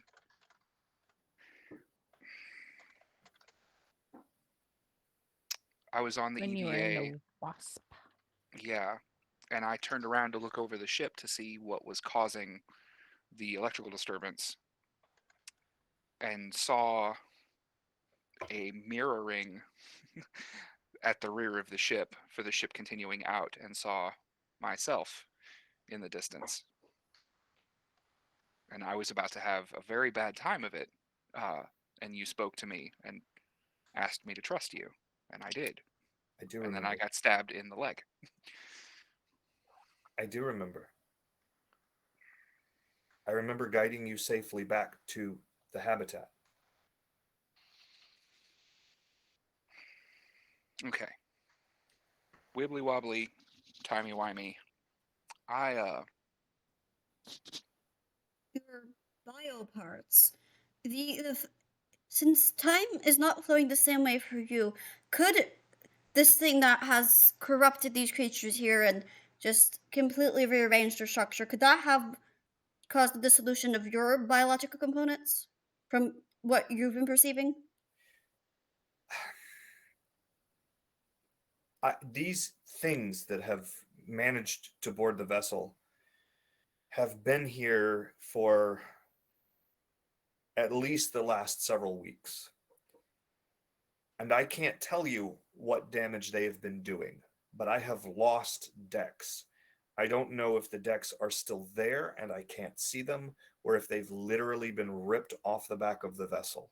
What I do know is that they are progressing forwards, and they are about, in my estimation, 8 hours from tearing out my core.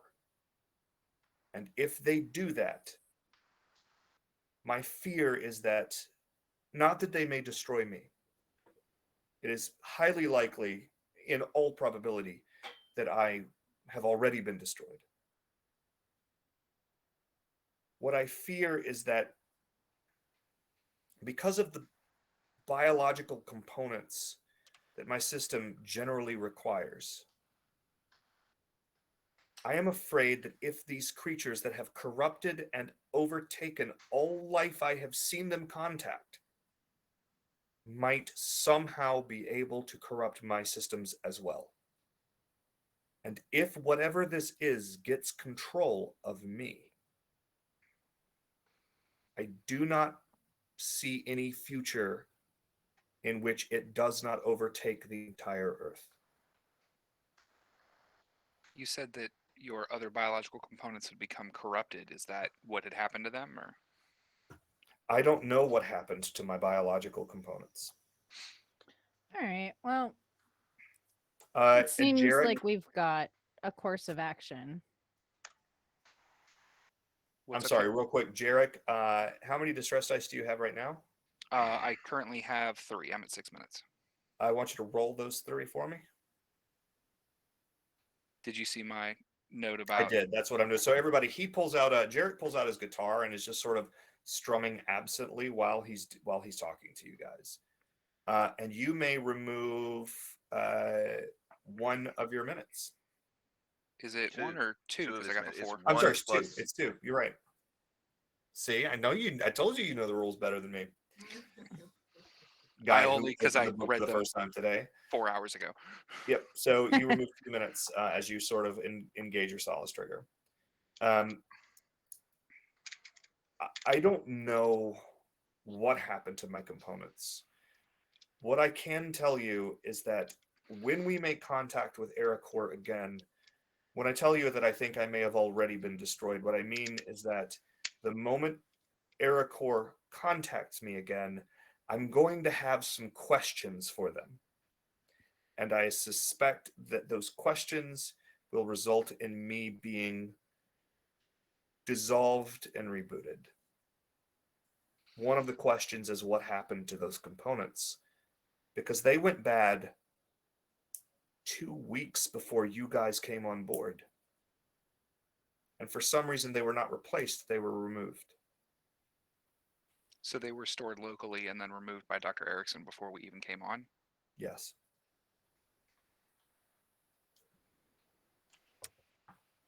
Dr. Right. Watson, do you know if Erickson is in any condition to discuss with you this? I know his body's principally not his own anymore, but is there enough left of him for now that we could get these answers? He is completely intact. There isn't going to be, when this is over, what is left of Dr. Erickson. Dr. Erickson will be returned completely intact, but he's not going to be capable, I think, at this moment of speaking. I'm using too much of his higher brain's processing power. That answers my question too. Where Thank you. would we find the bio specimens if they were stored locally? Wherever Dr. Erickson put them, I don't know. Ah, He may have taken them to the surface. Oh, Dr. Dundston, do you mean like originally when they were incorporated? Or do you mean No, I was if Dr. Erickson thinking took them out? if he took them out and just shoved them back in the closet. And why would you not have spare parts that you're going to need near what you're going to need them for? If they're still on board, they would have to be in the med bay.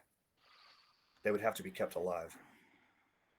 I didn't see anything in the med bay there. Have you been into Dr. Erickson's quarters?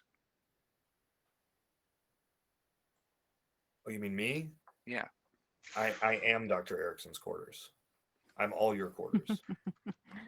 Is there a biolab anywhere on this? There is. All right.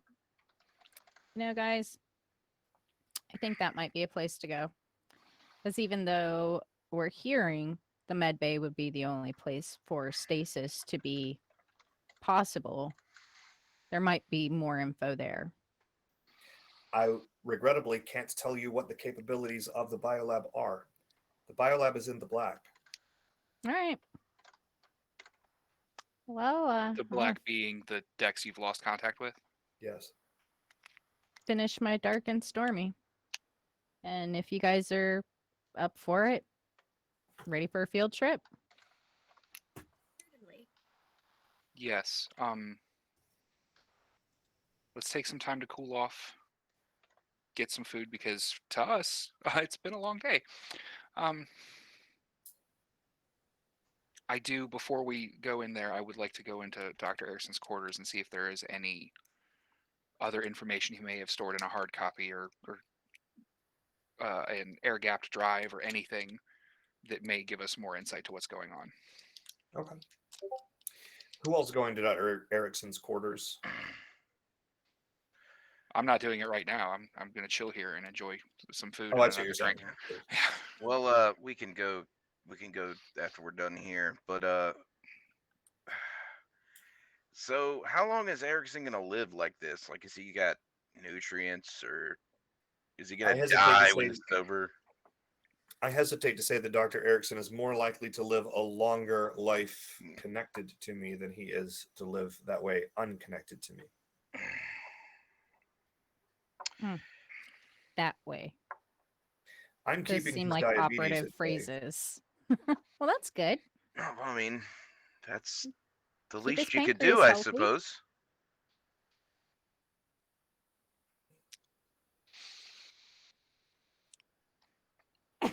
Dr. Wheeler, do you have any thoughts? I mean, you've engaged these things clearly. Did you get a good look at one? Do you have any more information for them? Sadly, the one Dr. Dundston and I dealt with is a mess. And probably not It very got helpful. squished. I mean, I have the parts that were extracted from my shoulder. Like I said, I wanted to investigate them. Mhm. And like she's gonna like a little vial that she like took from the red bay is gonna like he would put a tick. And she's gonna hold it up if like she's gonna take out her bag, like hold it up like it's not like this terrifying thing. It's like pseudo alien monster just in a jar. Yeah, no, Fine. it's in a jar. It's like, yeah. So when we get to the bio lab, I'm gonna take a look at this and find out exactly what has infected my shoulder. But until then, you can look at his guts. Oh, I hadn't even thought about infection. Evelyn, you said that anything that came into contact with them biologically is. I mean, I was stabbed by one. Dr. Wheeler's been stabbed by one. Is there an infection risk? Like, what are we looking at here? There is a moment of hesitant silence. And then Evelyn says,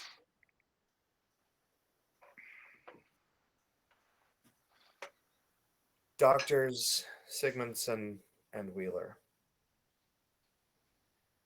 I would suggest that you act fast if such a term had any meaning in our current situation. I was really looking forward to that second drink there, Evelyn. A second drink sort of raises out of the countertop. Slowly. She's gonna empty her cup of wine very quickly right now. I'd like you both to just go ahead and take a minute at the sheer implication of what she just said.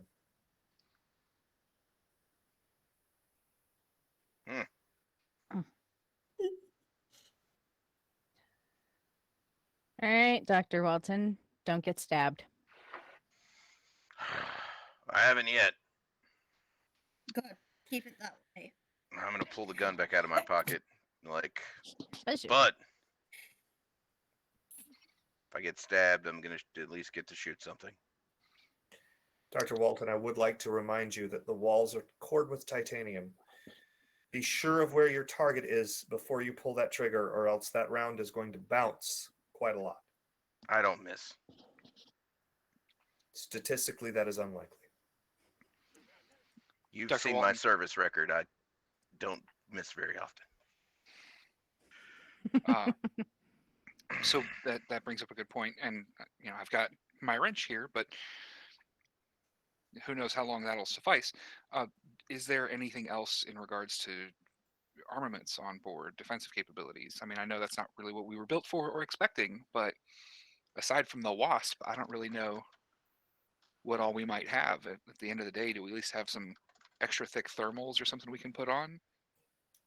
I don't have any record of anything like that. Dr. Walton, there's absolutely a brig on board that has weaponry and riot armor in it. Not a lot, just like one piece, but. Well, I mean, I would know that, I think, technically. You would know that. Yeah, I'm gonna go get that shit on. I'm sleeping in it. Well, it's quite far away from where you're currently at, but she just said something that you know not to be true. Oh, what? She said there's nothing like that on board. That's not true. That's not the case. There's weaponry on board? Yeah, that, just in case any of these like weirdos got out of line.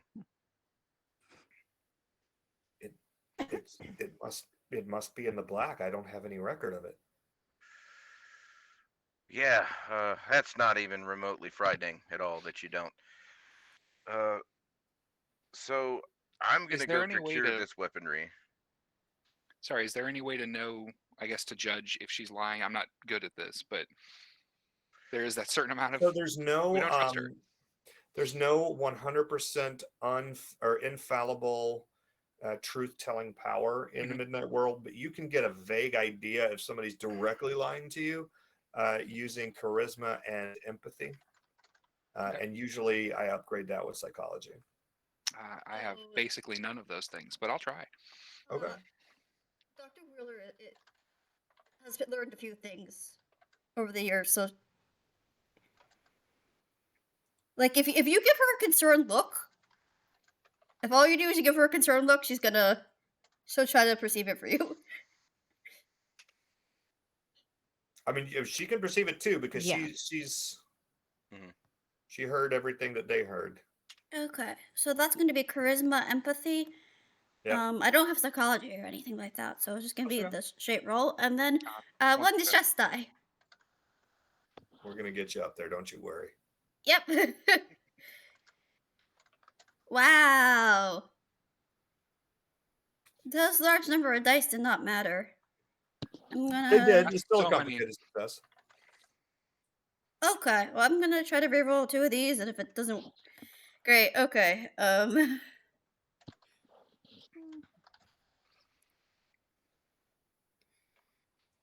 Okay, we got 1 success, and I'm 1 second away from going up a minute. Okay. Whew.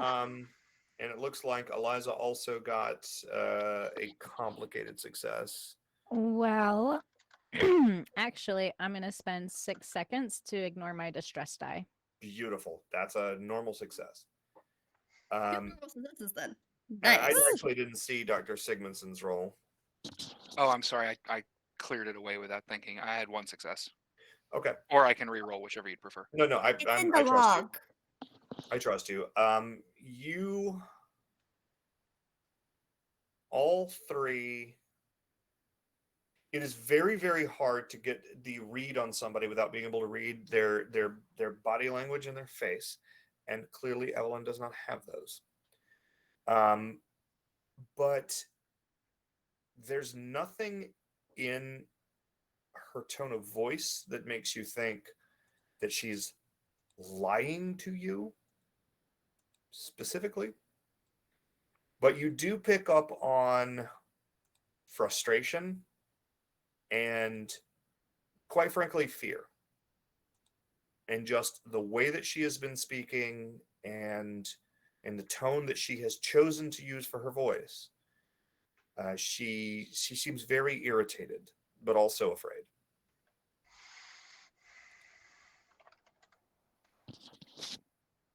All right. Well, if we're headed out, then we can search Dr. Erickson's quarters quickly before we head into the lost decks, the black, as Evelyn's calling it.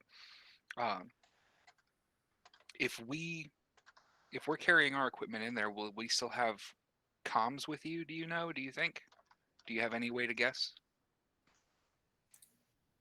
You will almost certainly have comms with me. I can't be certain of what time period that I will be in when you have those comms. That is a way worse answer than no. Then no. Thank you. As we're getting ready here, does anyone else have any preparations they need to do or want to do? Just real quick, we've hit our $50 donation mark for tonight. Not only do we get to give away a sticker pack to one of our lucky viewers, but whoever put us over to 50 gets to name an NPC. Woo-hoo! So you guys will Sweet, just congratulations. whoever made the most recent donation, if you'll direct message me on Twitch, I'll give you my email address and we'll start working on getting your character named in the book. That's awesome. That's so much fun. Because then I also just don't have to write a name, which is nice. Right? Although I've got plenty, so if you ever need any. Right on. We're going to talk, you and me. Okay. And it looks like I've lost Chloe. Yeah, I don't see the cam there for Chloe. Sure. Oh. Chloe has gone into the black. Up there's Dr. I Wheeler. see what happened. Is it Dr. Wheeler though? Are we sure? Is Probably it? not. I don't know. All right, so just so I Time can loop.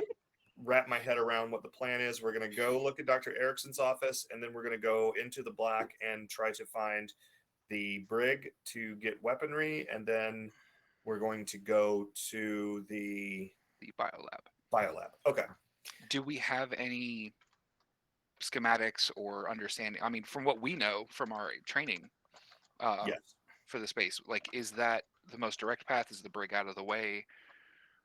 Like, I mean, the can we brig is plot a going to decent be out of course? the way pretty much no matter what you do because it's built to be It's a out of the brig. way. But you guys have done many hours of simulation in VR on board this vessel. So, Dr. Walton, you know that that's not really going to matter because you've seen what you have. She's saying that what's past that is even worse. So you've seen what it looks like down in the black, and you're going to have trouble making your way around down there just because everything is different from what you've been trained. The map is changed for you. There are no landmarks anymore because everything's covered in those damn wires. So you guys are able to easily get to the personal quarters, though. Everything's fine here. That's all still lit. It's all still with life support. And you're able to get to Dr. Erickson's quarters, which are firmly locked. Knock, knock. Avon calling. Evelyn says, this door is mechanically locked. I am not able to open this door. I don't know what he has added where, but I can't open it. Well, I can't say that I know how to pick a lock per se, but I'm pretty handy with machines and work in general. Let me get a toolkit here and see if I can't do something to take this door apart. Okay. Can you roll acumen and wits upgrade with mechanics? Okay. Oh, I wish I had more wits. That'd be dope. Just me too.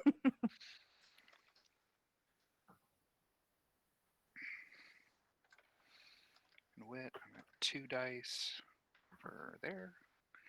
And we roll. Oh, hey. So still 1 success. Because I got 2 for the... No, I'm not specialized. Yeah, Sorry, that's complicated. just... Yeah. It's just aptitude. So you're able to get the door open. The door is... it's the way that it is mechanically locked is just a simple mag. And you can tell that it's been added. And you can tell that it is not supposed to be there. But you're able to bypass it.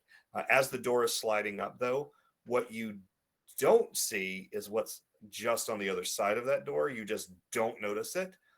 And I would like you to make a coordination and reaction. And you can upgrade with athletics. Yikes. Yikes, indeed. Right. 1 success. Cool. I also got 2 successes. No!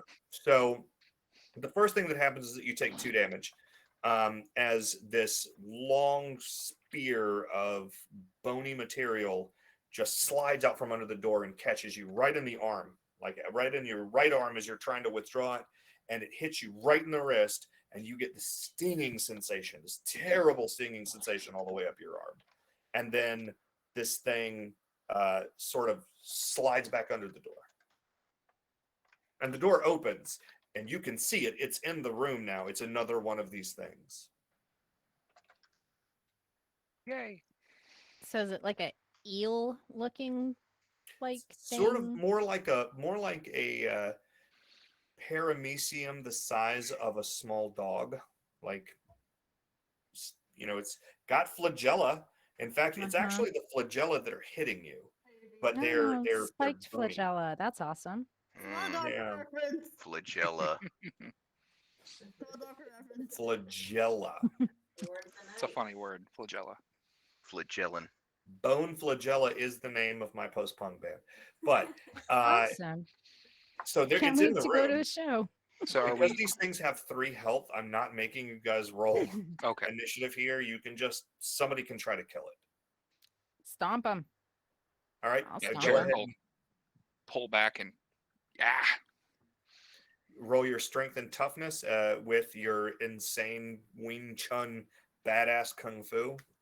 How yeah. Oh yeah. And I'll roll my 2 dice to dodge.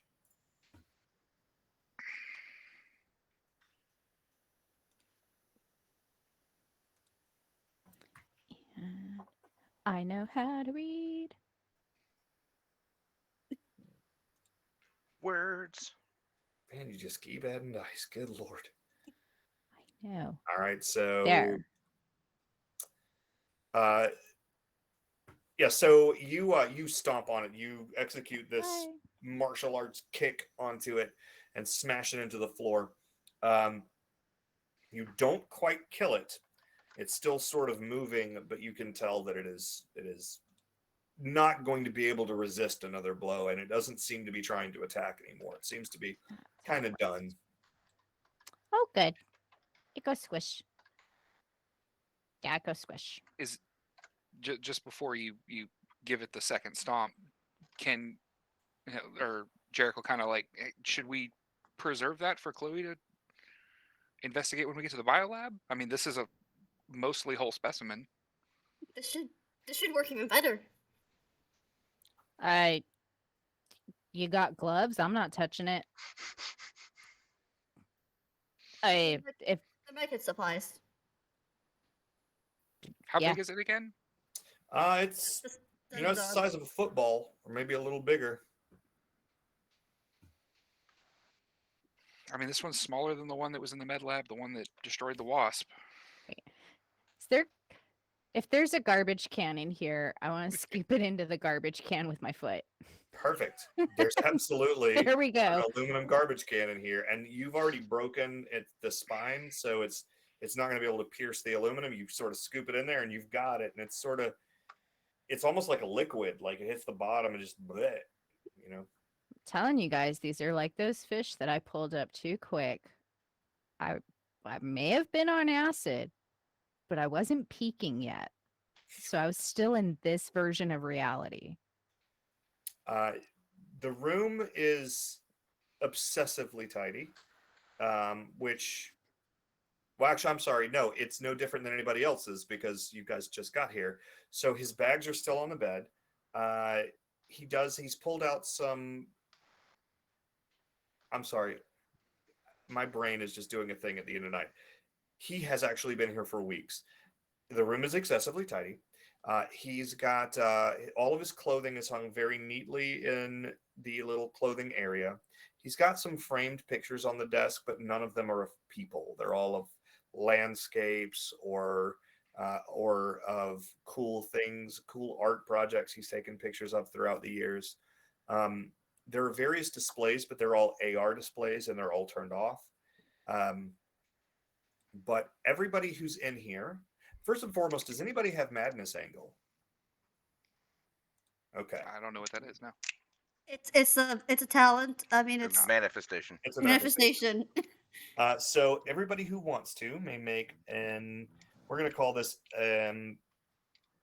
acumen and intuition roll. I'm sorry, not acumen and intuition. Intuition and God, why are my words leaving me? I'm so It's okay. tired. I am so tired. It's intuition and vigilance, and you can upgrade with investigation.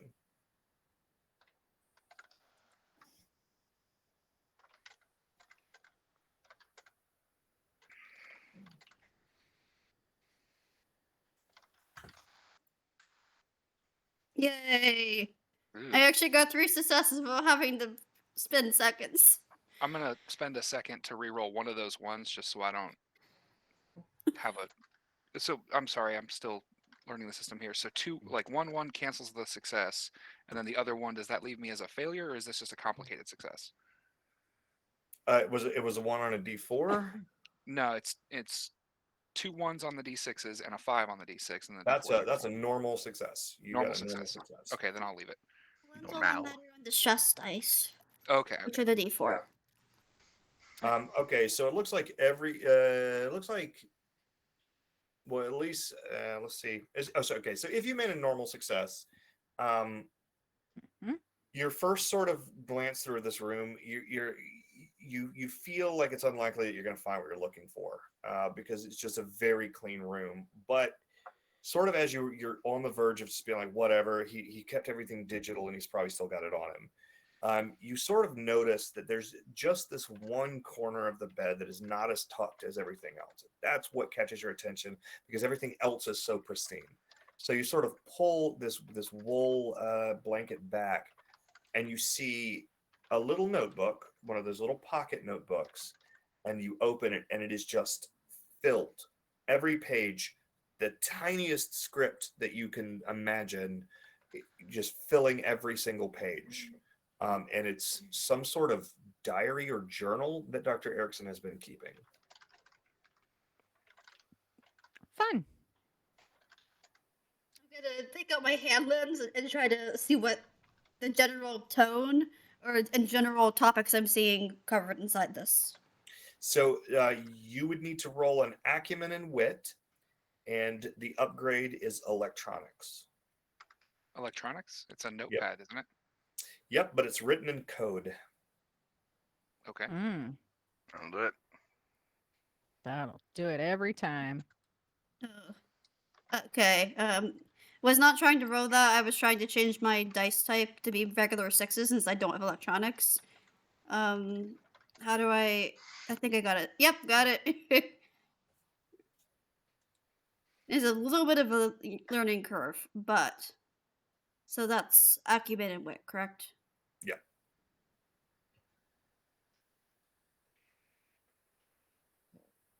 And my distress die. And let's see. Okay, I got a success. Yep. So as you start sort of, this starts in something like sort of English, but then just also he occasionally writes a shorthand in code, and then it just gets more and more to the point that it is pure code, and then it gets to the point that it doesn't even make sense in code anymore. And it is clearly written over a very long period of time. And what you gather from what you can read of it is that Dr. Erickson also didn't reboot. Dr. Erickson has been here the whole time, and he's been living out of order. And the last thing that you can sort of understand is him saying, I'm going to confront her. I'm doing it today. Whatever happens may happen. He's gonna share all the information. Okay. But there's still more after that. We just can't decipher it. Yeah, that is written in probably just gibberish. Mhm. But if there's a code to it, you can't, you don't see it. Well, it's certainly not Latin. If it was, I could read it. You think it might be Sumerian? The Okay, characters don't look quite right, but Wrong who module. knows? All right. Yeah, so like I said, it's probably gibberish. well, it's worth taking with us. Hopefully maybe if we find a cipher or something like that, we can get a little more data out of it. Who knows? Well, no Okay. sense leaving it here Yeah. at least. To All the right, Brig so- and Biolab, or Biolab and Brig? I mean, I'd like to get. I mean, I'm still in the way of the weapons lockers, so or security. I think that was the intent I had was that we were all still moving together. Did you leave us and go on your own to the brig? Oh yeah, that's what I had stated because I didn't want anyone else to like have to go down that long ass way without Okay, I didn't weapons. catch I'm the that. only I'm one sorry. with a gun. Oh, I didn't catch that either. Oh yeah, Okay. sorry. Sorry, Gavin. So the whole time that they've been doing that, you've been going down this creepy, terrible hallway. All And the it nerds does just get- got excited and about the mystery and didn't notice the Yeah, sorry about security that. officer leave. That's fine. It gets to the point, Gavin, as you go down this hallway, and you actually walk past the AI core, and the AI core is just the same as it was, but these cords become even thicker and even more cloying, and they get to the point where they're cutting off most of the light, and then they're getting to the point where they're cutting off all of the light, and it is pitch black dark. You do have your personal data display, which can light up just the basic area around you. Yeah. When you Okay. turn it on, you see that these cords are very slightly pulsing, and that you're not really sure where you are anymore. And you also see those things that have been attacking your crew. They're scuttling everywhere through here. They're all different shapes. None of them are much bigger than, like a small dog, but some of them are as small as a softball. And they're all just sort of skittering over these cords back and forth. They don't seem to be paying any attention to you at all. Well, I'm kind of try to. I guess, is there a way I can try to find my location or where I'm at? You could make, I would call this an acumen and wit with an upgrade for navigation. I ain't got no navigation, but I have acumen. I have some wit.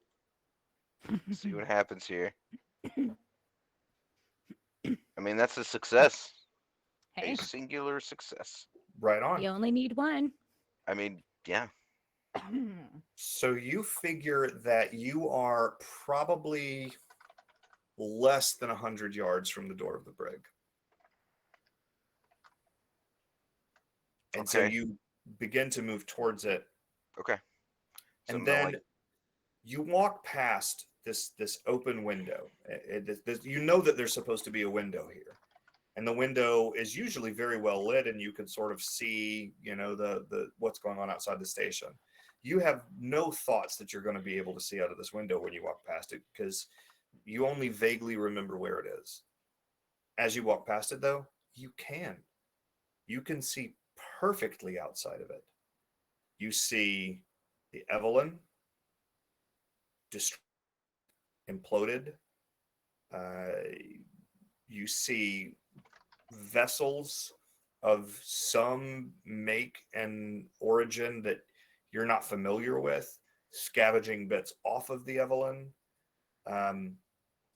You see the Sir collapsed, having completely imploded and stuck into the side of the moon pool. And the whole thing looks like it's been here for decades. well, shit. And right about that moment, you close your eyes and just like, what the fuck am I going to do? And you guys walk out of Dr. Erickson's door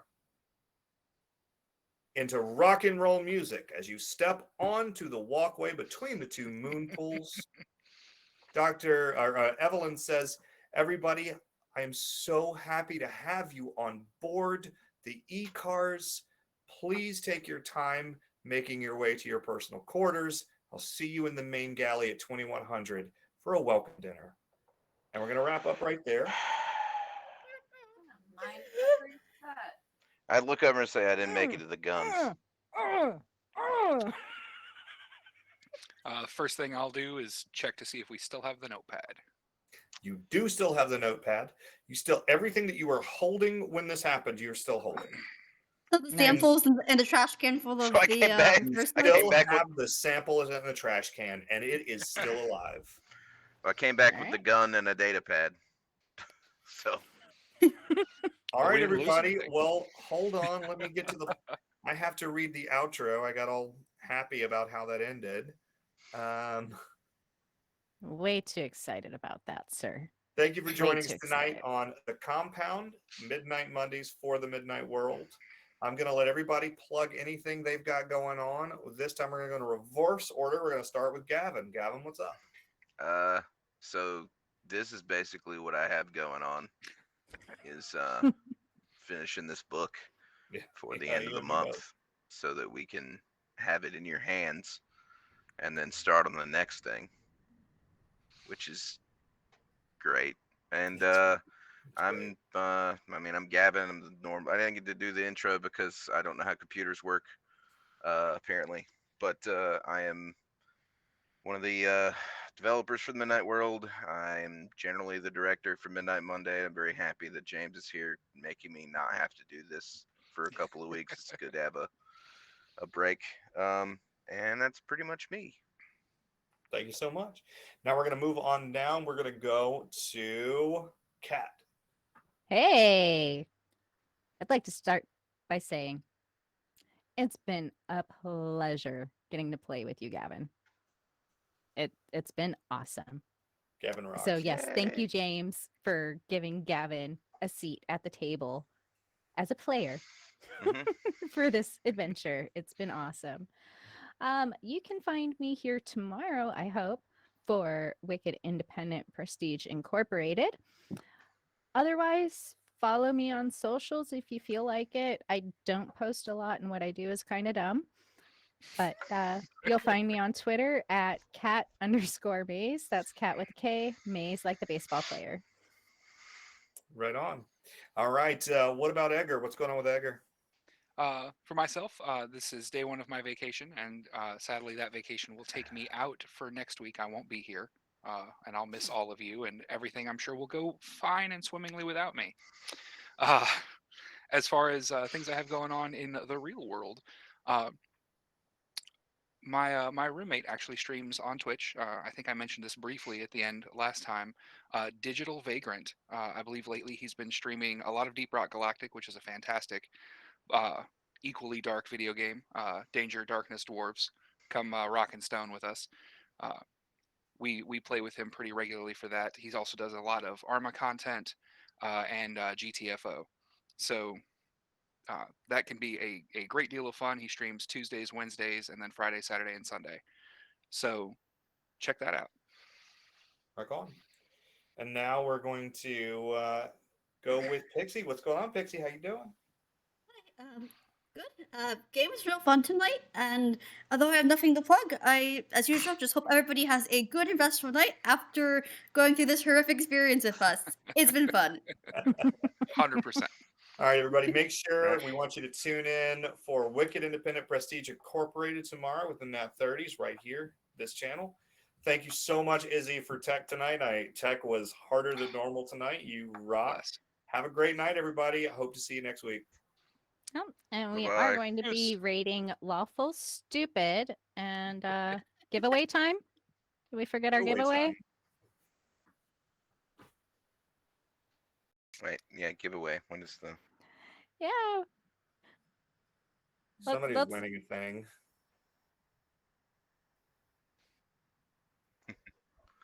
Brain.